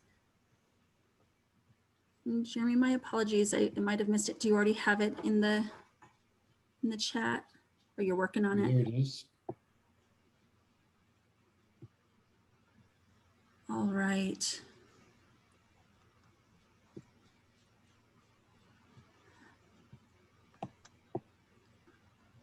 All right, so again, for folks who want to view along, it says partisan data such as voting history or party registration shall not be used to draw districts, comma, or semicolon, provided that voting history in nonpartisan elections, such as ballot questions, bond elections, may be considered to achieve compliance with the Voting Rights Act. For other folks who were in the small group that worked on this, any reactions to the proposed revised language? This is Dick Mason. I agree. I was in the group. Okay. Anybody else who was in that group who wants to weigh in? I agree. Okay. Okay. All right. Any further discussion? All right. So we're going to poll on the language, the revised language that's recommended by Jeremy. And so again, if you want to see that, think about it. It's in the chat. And then Melanie, if you want to go ahead and get the polling going.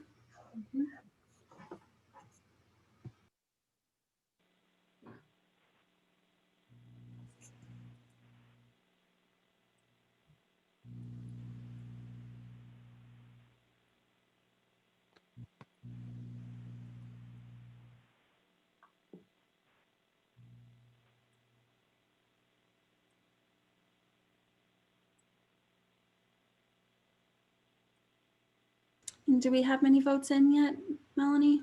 We do, yes. And I'll give people 5 more seconds. We have most of them in. Thank you.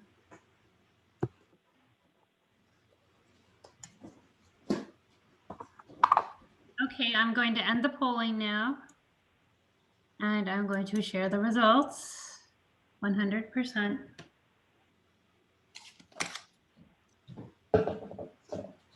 Excellent. So let's go ahead and look at the next recommendation. Okay. All right. And I think Judge Kennedy's up. Yeah. Number 8, districts shall be reasonably compact in form. In general, reasonably compact districts are those that are square, rectangular, or hexagonal in shape and not irregularly shaped to the extent permitted by the natural or governmental boundaries. If it is necessary to compare the relative compactness of 2 or more districts or 2 or more alternative redistricting plans, the tests prescribed shall be 1, length, width compactness, and 2, perimeter compactness. And you really don't want me to read the whole definitions, I hope. But the compactness is greatest when the length of the district and the width of the district are equal. For number 1, that's length width, and perimeter is the compactness of a district is greatest when the distance needed to traverse the perimeter boundary of a district is as short as possible.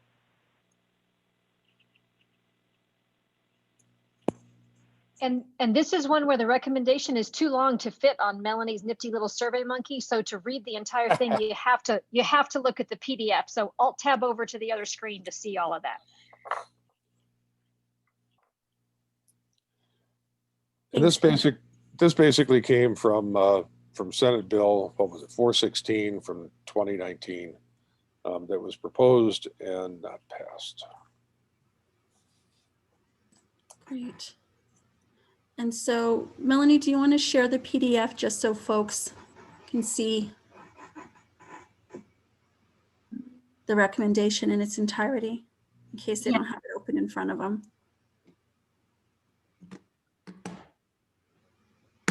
Yeah, this District Mason, I worked on Senate Bill 416 with Senator Moore's, and this language was also run past National Conference of State Legislatures, just so that, it got one more look at. There you go. Okay. There we go. Great. So why don't we leave it there? Judge Kennedy, do you want to continue reading, or do folks just want a moment to review it themselves? You can make it bigger. That's nice for tired eyes. Thank you.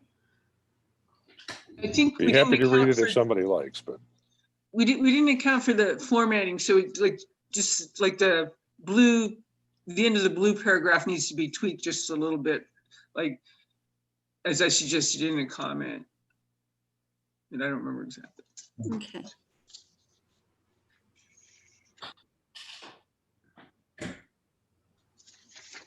That last sentence in the rationale goes to our earlier discussion about priority of these criteria.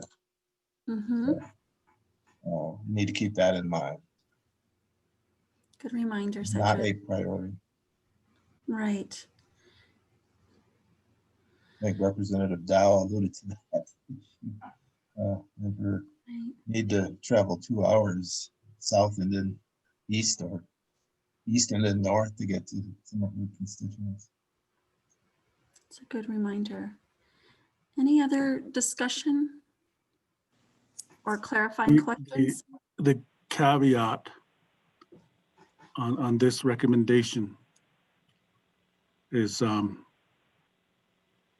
there's no straight line. There's no rectangle whatsoever on the Navajo Nation boundaries. So, and is it, Mr. Gorman, mostly geographical features, the way that communities have actually emerged, that folks aren't doing it in a box? Yeah. And two sides to this point. In a way, it's a challenge to the existing precinct boundaries I think much of the time, none of the precinct boundaries are either rectangle, square, straight line. And it debunks that aspect of precinct boundaries.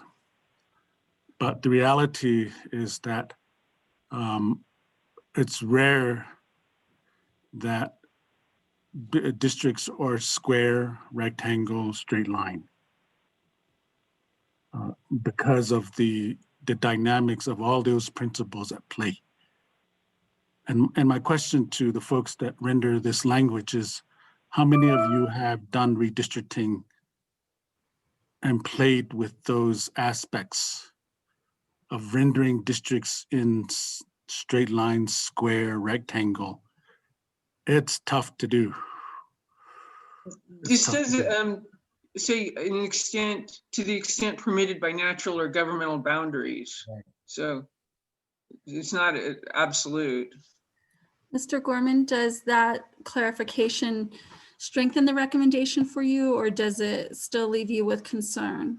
I guess it leaves me with concern, principally because the straight lines, the triangles, the rectangles, squares are concepts of the Western society. And I know it could be a very interesting dynamic because of a non-native person thinking along those linear perspectives. Oftentimes, it's a challenge, and having to redistrict several times, it's a unique opportunity to draw square, rectangular districts, but it's a challenge. All right, thank you. Any additional discussion? I agree with Mr. Gorman. I do. Yeah. Maps now, and they're Let's go one at a time, just so we hear from everybody. sorry. So I heard somebody say first, and I couldn't quite catch who it was who said, I agree with Mr. Gorman. Who is that? That was Ed. Ed, I agree with Mr. Gorman. It's a nice idea, but it's not practical or practicable in New Mexico. Just look at every corner of our state and you will see irregular districts. Thank you, Justice Chavez. And Mario, I think you wanted to weigh in as well. Yeah, I also just wanted to echo Mr. Gorman's comments. I mean, when I voted on this during our Survey Monkey, I voted out on a maybe. And I explained essentially what the justice just mentioned is, you know, I mean, it's really impossible to put a square anywhere in New Mexico. It's really impossible to put a hexagon or any kind of shape for that matter. That is why we have the requirements that we have to follow, you know, a visual boundary, whether it be a road, whether it be power lines, you know, even an arroyo wash. But I mean, the concept would be wonderful if we could do this, but I think the verbiage that's in there is misleading and leading the public to think that we can simply carve out squares throughout New Mexico or even a circle. And it's quite frankly, it's impossible. I think just the verbiage needs to be changed. I really don't favor, you know, outlining this into shapes. Mm-hmm. Judge Kennedy, and then we'll come back to Maureen. Or Judge, were you just thinking? No, I mean, obviously this just begs the question, okay, then how do we assemble a recommendation like this better, or do we just forget about it? So you're really wondering, is there a better way to define compactness that recognizes the topography of New Mexico as well as where people are actually at? Maureen? So that was my question. The people who say that the verbiage itself is a problem, how would you word it better? Or another possibility, I don't know if the concern is about the squares and rectangles, or if the concern is about compactness itself, or if the concern is about other boundaries. If people don't want to give away from compactness entirely, I don't, but if you do, another possibility would be to say just something like districts will respect natural and governmental boundaries. And also, as I mentioned in the comments in the survey, I think we should specify governmental boundaries include tribal boundaries too, whatever we do.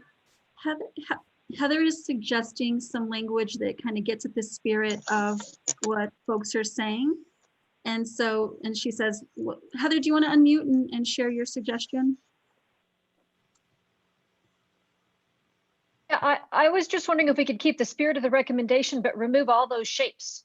Something along the lines of, in general, reasonably compact districts are those that would not be, that are not irregularly shaped to the extent permitted by natural or governmental boundaries. And I would echo Maureen's suggestion that we have some global language at the beginning of the report that clarifies that all references to governmental boundaries throughout our report is inclusive of tribal boundaries. Mm-hmm. Mm-hmm. Heather, would you keep the length, width, and perimeter parts, the ways to evaluate? I actually think those are lovely, and there's clarity to those, and those aren't necessarily locked into a particular shape, but they go to the point, the notion of not having itty bitties and great bigs. You know, it points to the logic of avoiding the kind of district that Rebecca Dow was talking about earlier on the call. And emerging, one of the emerging things with national county state is parameter is being used more and more to judge compactness versus length and width, but perimeter is being used more and more as how to judge compactness. Well, it's even more complicated because you have folks like, okay, for the concrete example of Hidalgo County and Grant County. I share Grant County with 3 representatives, and one of them is Candy Sweetser. She has 1 precinct in Grant County. And then she has all of Hidalgo County, but my 1 precinct. And we both have to travel great distances to get across that boundary. Mm-hmm.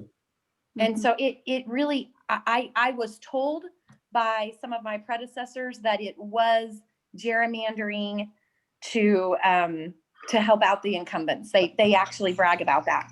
Yeah, yeah. So I think we're wanting perhaps squares, rectangles, and hexagons are not realistic to folks' point who've made that analysis, and also having districts that look like a special shapes rodeo. Balloon Fiesta doesn't make sense either, and then there's somewhere in between. What Heather is suggesting is that, you know, I think we keep the original district shall be reasonably compact in form, so that principle remains.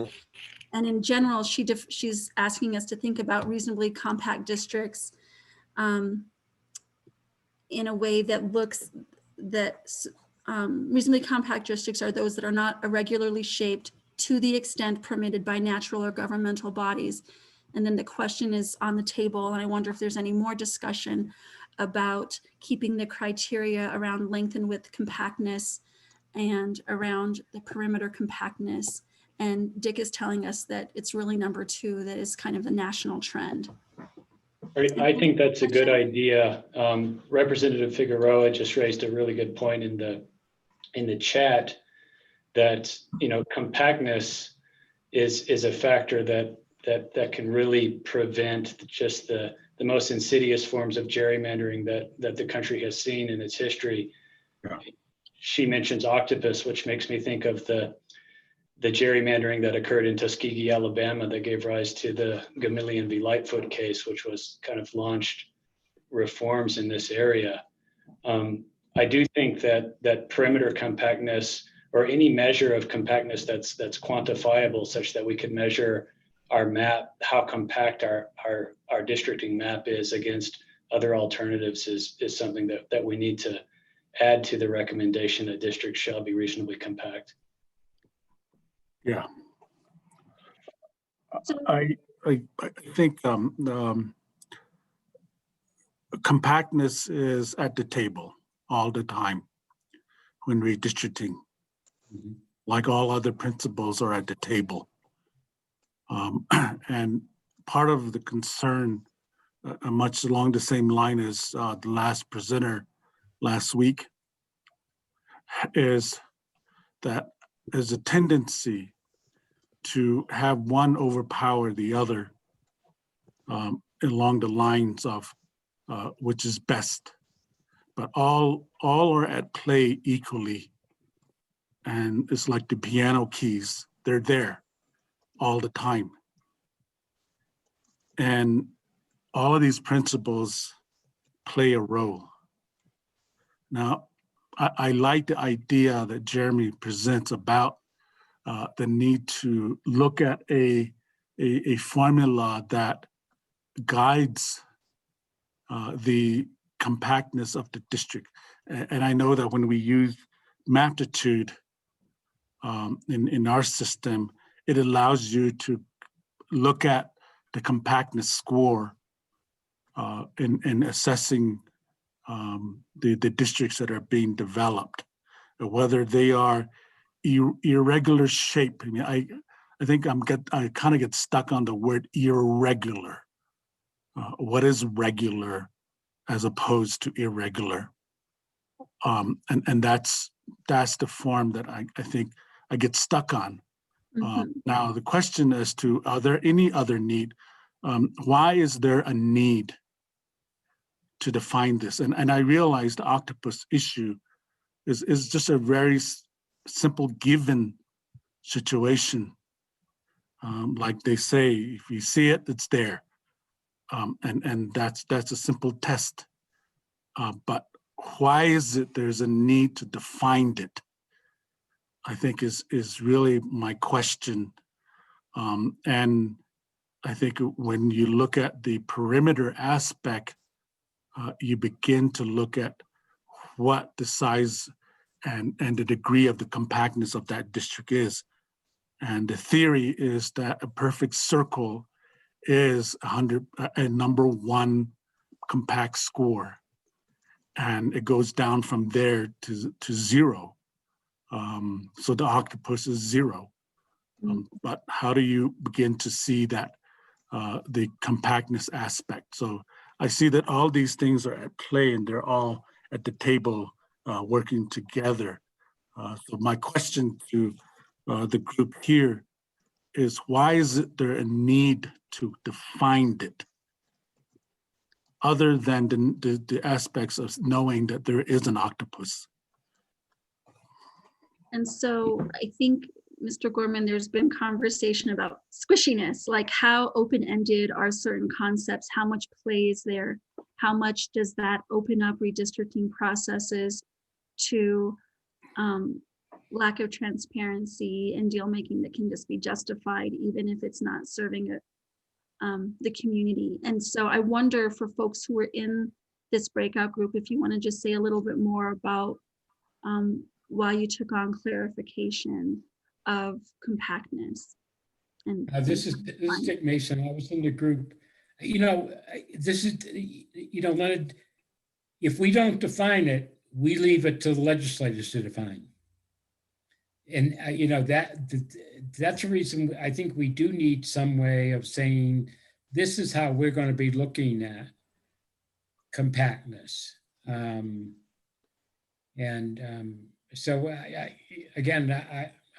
I'm hesitant to leave it up to legislators to be judging compactness. And so let me ask you all this. Of course, we're going to be talking more through the rest of the recommendations next time. Does, with Heather's suggestion about compact districts are those that are not, and I understand your concern, Mr. Gorman, irregularly shaped to the extent permitted by natural or governmental boundaries. Are we on the right track with, even if the language isn't perfect, are we on the right track with that suggestion? I'm wondering, are we close enough to vote, or does it need to kind of go back and be workshopped a little more by the group that was working on it and anybody else who's interested in helping strengthen that recommendation? Thoughts? Yeah, this Dick Mason, I'd preferred more definition, but if this is what's going to move, so that people can judge, but I guess the irregularly shaped can deal with that. I agree with Dick. I don't think the factor imposes very much of a constraint in the process if there's not a way to quantify it. It'll also allow us to distinguish between two or more competing maps. To get at something that's objectively. Thanks, Cedric. So I would like to say, I think this can be maybe worked out, possibly to make everybody happy. We can say, shorten it a little bit more from Heather's to keep the same general idea. Districts shall be reasonably compact to the extent permitted by natural or governmental boundaries, as long as we keep those two measures for evaluation. I mean, those two measures are going to, in practice, come out to define what we see as compact anyway. If that's a good compromise for everybody. Maureen, will you put that language into the chat so folks? I did. Okay, I did. I'm It's sorry. the second. My apologies. I did. It's the second sentence after road access. Then there's a second sentence here. Oh, District shall be gotcha. reasonably compact. To the extent permitted by natural or governmental boundaries. Well, and keeping Leonard's suggestion, reordering the priority of those two measures, I think. Sorry, Cedric, we can't hear you. Will you say that again? You cut out a little bit. Reorder the two measures, put compactness first, and then length width, or eliminate length width if you want to. They have no, I don't care which order it goes in, but the order doesn't have any meaning. They need to both be used. Okay, so if we put districts shall be reasonably compact to the extent permitted by natural or governmental boundaries, and then with the clarification sub 1 and sub 2 in whichever order. But maybe to put another sentence here, something like to evaluate compactness. We can smooth this out later, but something like this: to evaluate compactness, perimeter and length width tests shall be used. Okay. Something like that. All right. Perimeter and length width tests shall be used. Okay. So with that, Melanie, do you mind?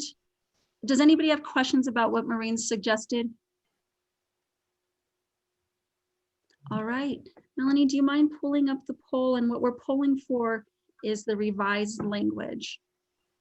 So we're getting rid of specific shapes where we're not using the language irregular to describe a shape. And we're continuing to use the length, width, and perimeter tests. So if you're in support of that definition of compactness, then you'd be a yes. If you're not in support of that, you'd be a no. And if you need further clarification, you would be a maybe, and it would be sending this team back to the drawing board to clarify that for our next meeting.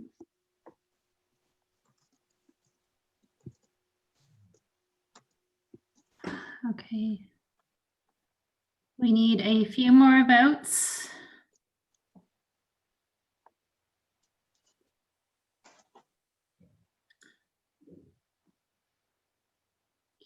Give you all 5 more seconds.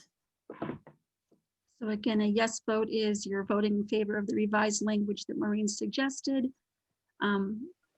maintaining the perimeter and length width tests, and no is you don't support defining compactness, and 3 is maybe, and that's getting there, but you would want more clarification. You'd like to send this work group back to the drawing board. I'm going to end the polling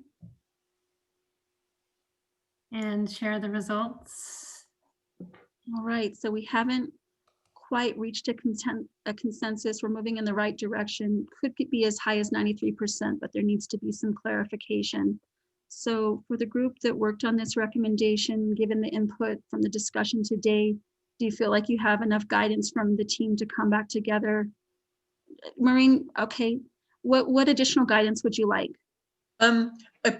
Apparently, Leonard is the only one I'm really hearing from that's against this, and I think he's kind of against it in general. And so I would like to hear what are the other concerns, or if Leonard has any more specific ways of how we might meet in the middle.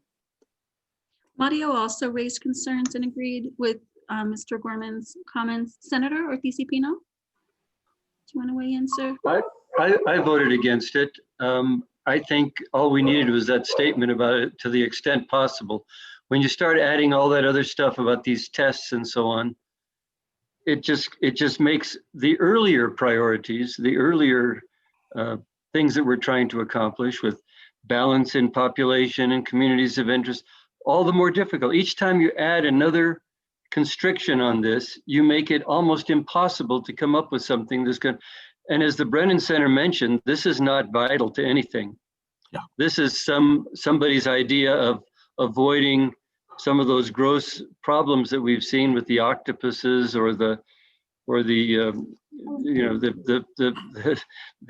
lizards and the dragons and all the rest. It doesn't add anything. If you say try to make it as compact as possible, that gives the legislature some direction.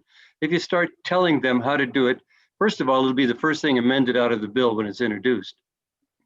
But beyond that, it just doesn't add anything. I'm not sure what we gain with those tests. I liked Maureen's original very simple statement when she pared it down, took out the hexagons and the squares and all of that.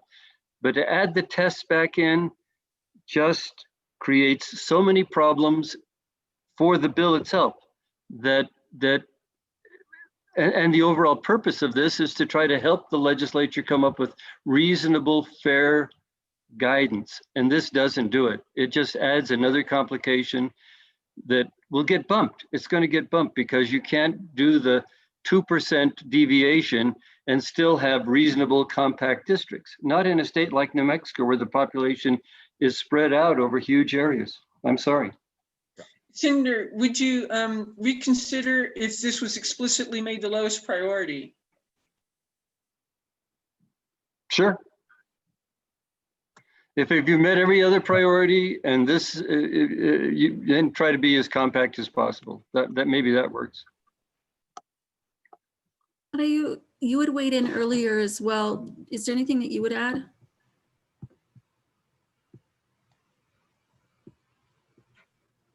Related to compactness?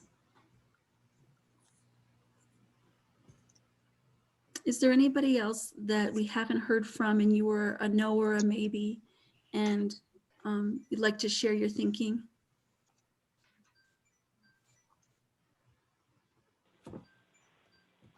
Just out of curiosity, you know, we had this conversation earlier today around the shalls versus the cans versus the mays. And it occurred to me that the ability to measure compactness in some way, the way the committee has offered with their lengthwise and perimeter compactness could be a useful measure to gauge things, even if it's not a defining measure. And I think they did some pretty considerable thought in crafting these potential options. If the setup to those changed to maybe, so that just so the legislature has a way to think about how could you even imagine measuring such a ambiguous concept as compactness, because they have to be, compactness has to be in it, but the how you do it is the hard part. Would the may fix it for people? I'm just curious. Senator Ortiz-Pino, would softening the language from defining the criteria being shalls to mays, would that fix your concern? My problem isn't with the shall, because the compactness is the shall. Shall try to make it as compact as possible. But then you get into these measurements of compactness, and it just adds complexity to a statement that's so clear already that, you know, I just think it almost guarantees it's going to be the first thing amended. Yeah. I would like to keep the measures, but change it to make it explicitly the lowest priority, because I think without the measures, it's too squishy again. you can look at it, and there's at least 30 different ways to say this is more compact than that, and people eyeball it, and makes it more firm, which I think is good, and I think that's what we're trying to do with this whole project. Is there anybody else who, thank you, Maureen. So you're leaning. So could we use in judging compactness, you may use length, width, and perimeter of the district rather than having a definitive. But So Senator, your issue is with getting really detailed about compactness, and you're wondering about the political viability of that. Others are saying, hey, without that clarity, we've got another squishy recommendation. And so I'm wondering, Maureen, do you feel like you have enough guidance now to put together one or two options for folks to consider? There's your preference, which you've already given voice to, which is to keep definition, and there's we're hearing some feedback about, hey, what it would take in order to support this recommendation is a movement away from that level of detail. But the senator also said that he would be okay if we just made it the lowest priority, which I like too. Okay. Anybody? So I'm seeing some head nods. Senator, do you want to weigh in? Cedric, I see you thinking about it as well. Don't mean to put you on the hot seat, but it's your beautiful face that showed up in my Zoom. I just wonder, I was trying to look at the participants. I guess I'm I see Representative Figueroa still here. I'm the last of the legislators, and possibly Senator Pinto, but I can't tell if she's on. It just seems to me, and maybe I'm overreacting, when Dick Mason said, well, we don't want to give the legislature too much discretion on this. We want to really make sure that they know exactly what we want them to do. That may be what I'm reacting to. I mean, if you tell us you want compact districts, we can come up with compact districts as much as is possible given the constraints of the geography and the gubernatorial or the governmental boundaries. But to start saying, well, here's how you measure it, and you have to have squares, and you have all of that stuff, it just creates unnecessary additional requirements that are probably going to get ignored anyhow. I think the effort to try to make it compact is all we need to say. Respectfully, Senator, I would quibble with that. I mean, it is relatively easy to eyeball one district as opposed to another district to determine which is more compact. To do that across an entire plan is more difficult. To do it across several plans that satisfy all the other criteria, well, at that point, eyeballing just becomes impossible. And without some type of quantitative measurement, then I don't think the compactness can really discern or select one of those maps among a set. If a district has met all the other criteria, but fails on compactness, you would take it to court, Jeremy? No, I mean, for me, compactness is a tool to ensure against other forms of insidious gerrymandering. Exactly. So if you've got the population very close to the ideal, if you've got communities of interest taken care of, if you've got the boundaries that meet all the criteria, but it's not all that compact. It's got, in order to get the ideal population, you had to reach out and include an elongated piece into Catron County. Would you reject it on that basis? I don't think so. I think at that point it becomes an irrelevant criterion. You would only reject it if there was another map that did all of those other same functions, but was less overall, or was more overall compact. I mean, I think the measurement is something that's done kind of at the margins between maps that satisfy all the other desiderata or legal requirements. And that goes to Maureen's point that it's like something that's considered at the tail end. All right, we're going to go to Cedric, who was waiting. We'll go, Mr. Gorman raised his hand, and then to Maureen. I was just arguing in favor of having some quantitative measure to distinguish between two or more maps that are presented to the legislators by whoever is going to be drawing the maps.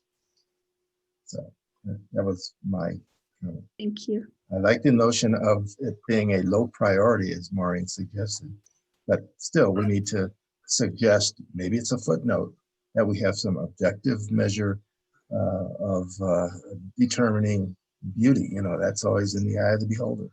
Thank you. We're going to go to Maureen, and then we'll go to Representative Figueroa. Why don't you take Representative Figueroa first, and I have to remember what I wanted to say. Okay, Representative Figueroa, did you want to weigh in?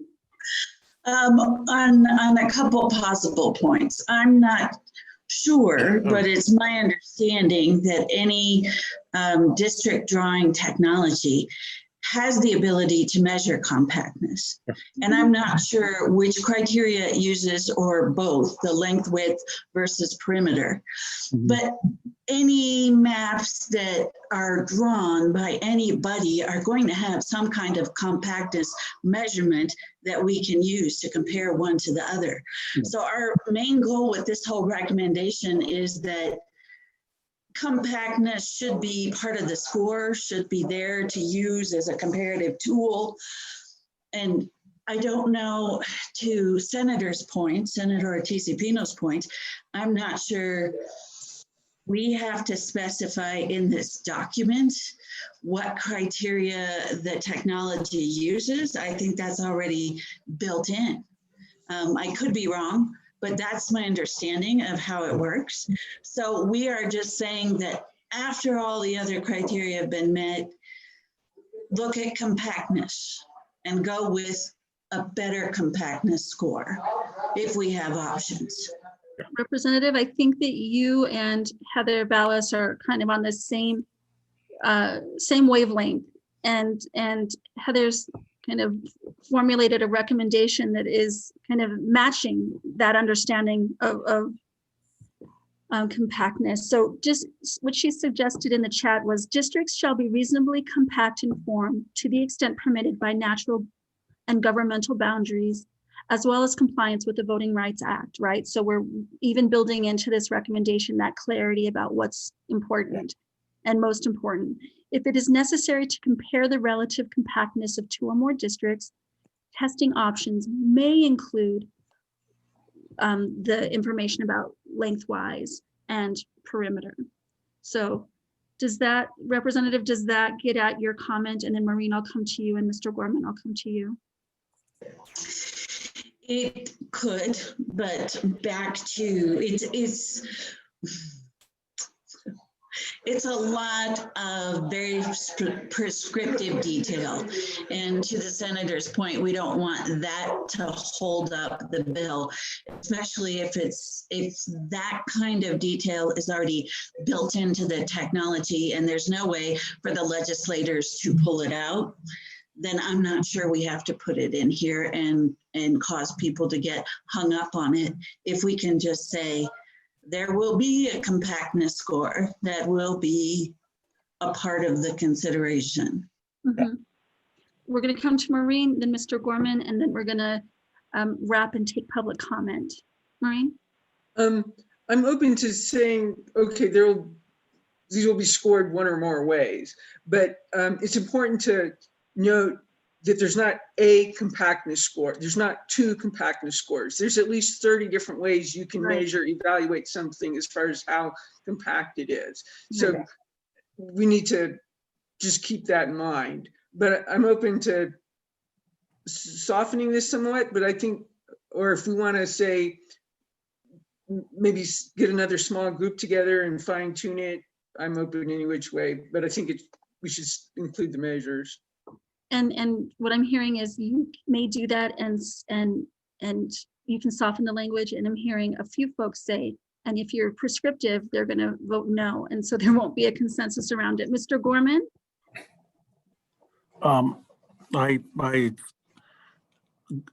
go along the comments made by Representative Figueroa and also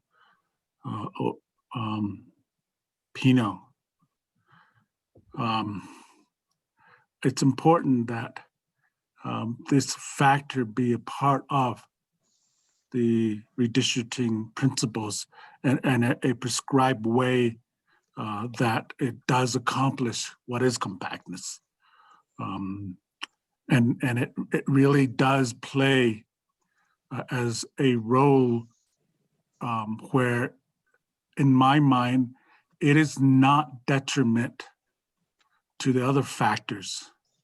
Mm-hmm. Because I think the language about the squares, the rectangles, that verbiage is a form of a detriment against the other variables Mm-hmm. that need to be taken into account.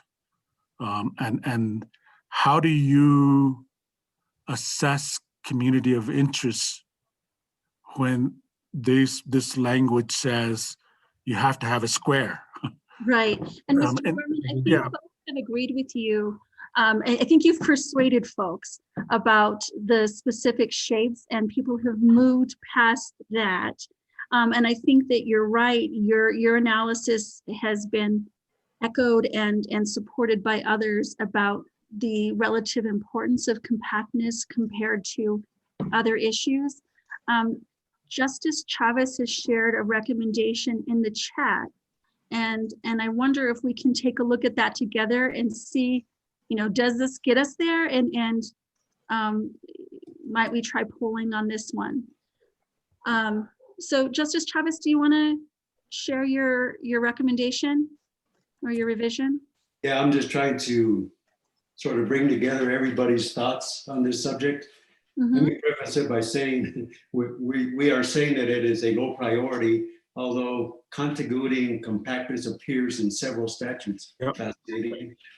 But the idea is, if you have two or more competing maps that satisfy the population deviations, that satisfy the VRA, that satisfy communities of interest and other traditional districting principles that we recommend and the legislature adopts, then the map that satisfies compactness based on either the length times width test or the perimeter test shall be adopted.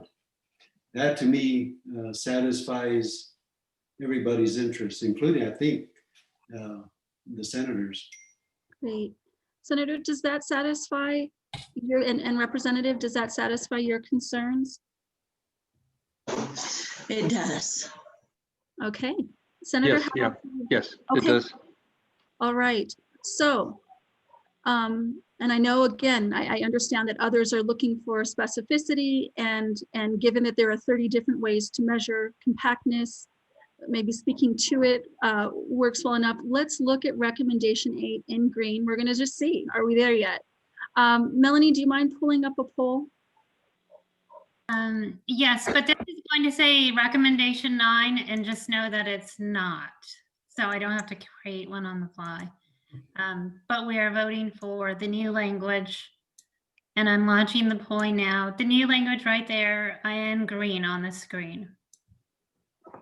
Thanks, Melanie. You're With the welcome. caveat that it needs a little bit of cleanup, but we can do it. Yeah, so we're agreeing in concept, but we'll do some wordsmithing.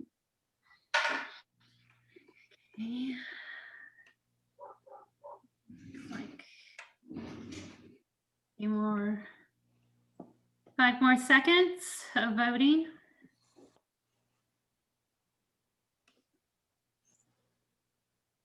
And I'm going to end polling and share the results. And 93% yes. All right. Woo. All right. So really quick next steps. We were not able to reach a resolution when it came to deviation. And so there's still some work to do around that. And it may just be that we have a fundamental difference of perspectives, and that's acceptable. But there is some work to do on that. So folks who worked on the recommendation related to deviation, are you willing to go back, take the input from this meeting, and try to tighten up the language to see if we can get some language in a recommendation that more folks can support.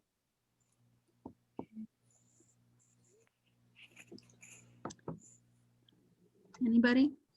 That group was Merritt and Justice Chavez, right? Is that correct? I believe so. Justice Chavez, was that a yes? You're on mute. And so we're going to just volunteer you for everything. And then Justice Chavez also said he would do. Yeah, I'll work with Merritt and invite anybody else who wants to contribute to the discussion. Great, thank you so much. And so if you share you can share with the whole task force or if you'd like Melanie to share out when you plan to meet, that would be great. Atsa and Senator Pinto and Mr. Gorman, I'm not sure if you wanted to be a part of that conversation as well, but really related, I think it was recommendation number 4. Melanie, is that? That's correct. I have a recommendation for strengthening the language with Maureen, Mr. Gorman, Senator Pinto, and Atsa. Yeah, and really the intent there is just to clarify what we mean by other data, not necessarily specifying the data source, but the qualifications for whether it's good data. Melanie is going to take the remaining recommendations, send them out again. If you vote again, and this is just an opportunity so we make sure we hear from as many people as possible. This time we had 13 out of 25. The closer we have to all participants responding to the homework, the further along we know we are, and helps us kind of decide how to spend time. When a little over half of folks respond, it leaves a lot of ambiguity. And so also, if you can share in the comments anything that's giving you reservation or pause, so we can see what those themes are and queue up the conversation. I think that will help us use our time well as we gather next time. I know we're a bit over, but we've had a couple of kind and interested souls who've been listening in. So we have an opportunity for public comment. So if you don't mind staying on, that would be fantastic. We're gonna go to Claudia first. Claudia, do you have a question or a comment that you'd like to share with the task force? No, I think this was really a useful session today. Very helpful for me understanding some of the issues. And I commend you for having such a wide variety of perspectives and people working so hard on this. It's really important to do this redistricting and get it right. So thanks for letting me join this.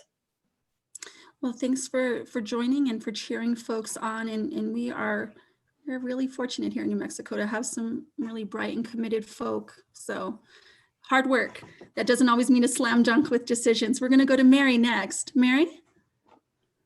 Hi, I'm Mary H. Smith. I'm an attorney in Albuquerque and the League of Women Voters of Central New Mexico liaison to Fair Districts for New Mexico.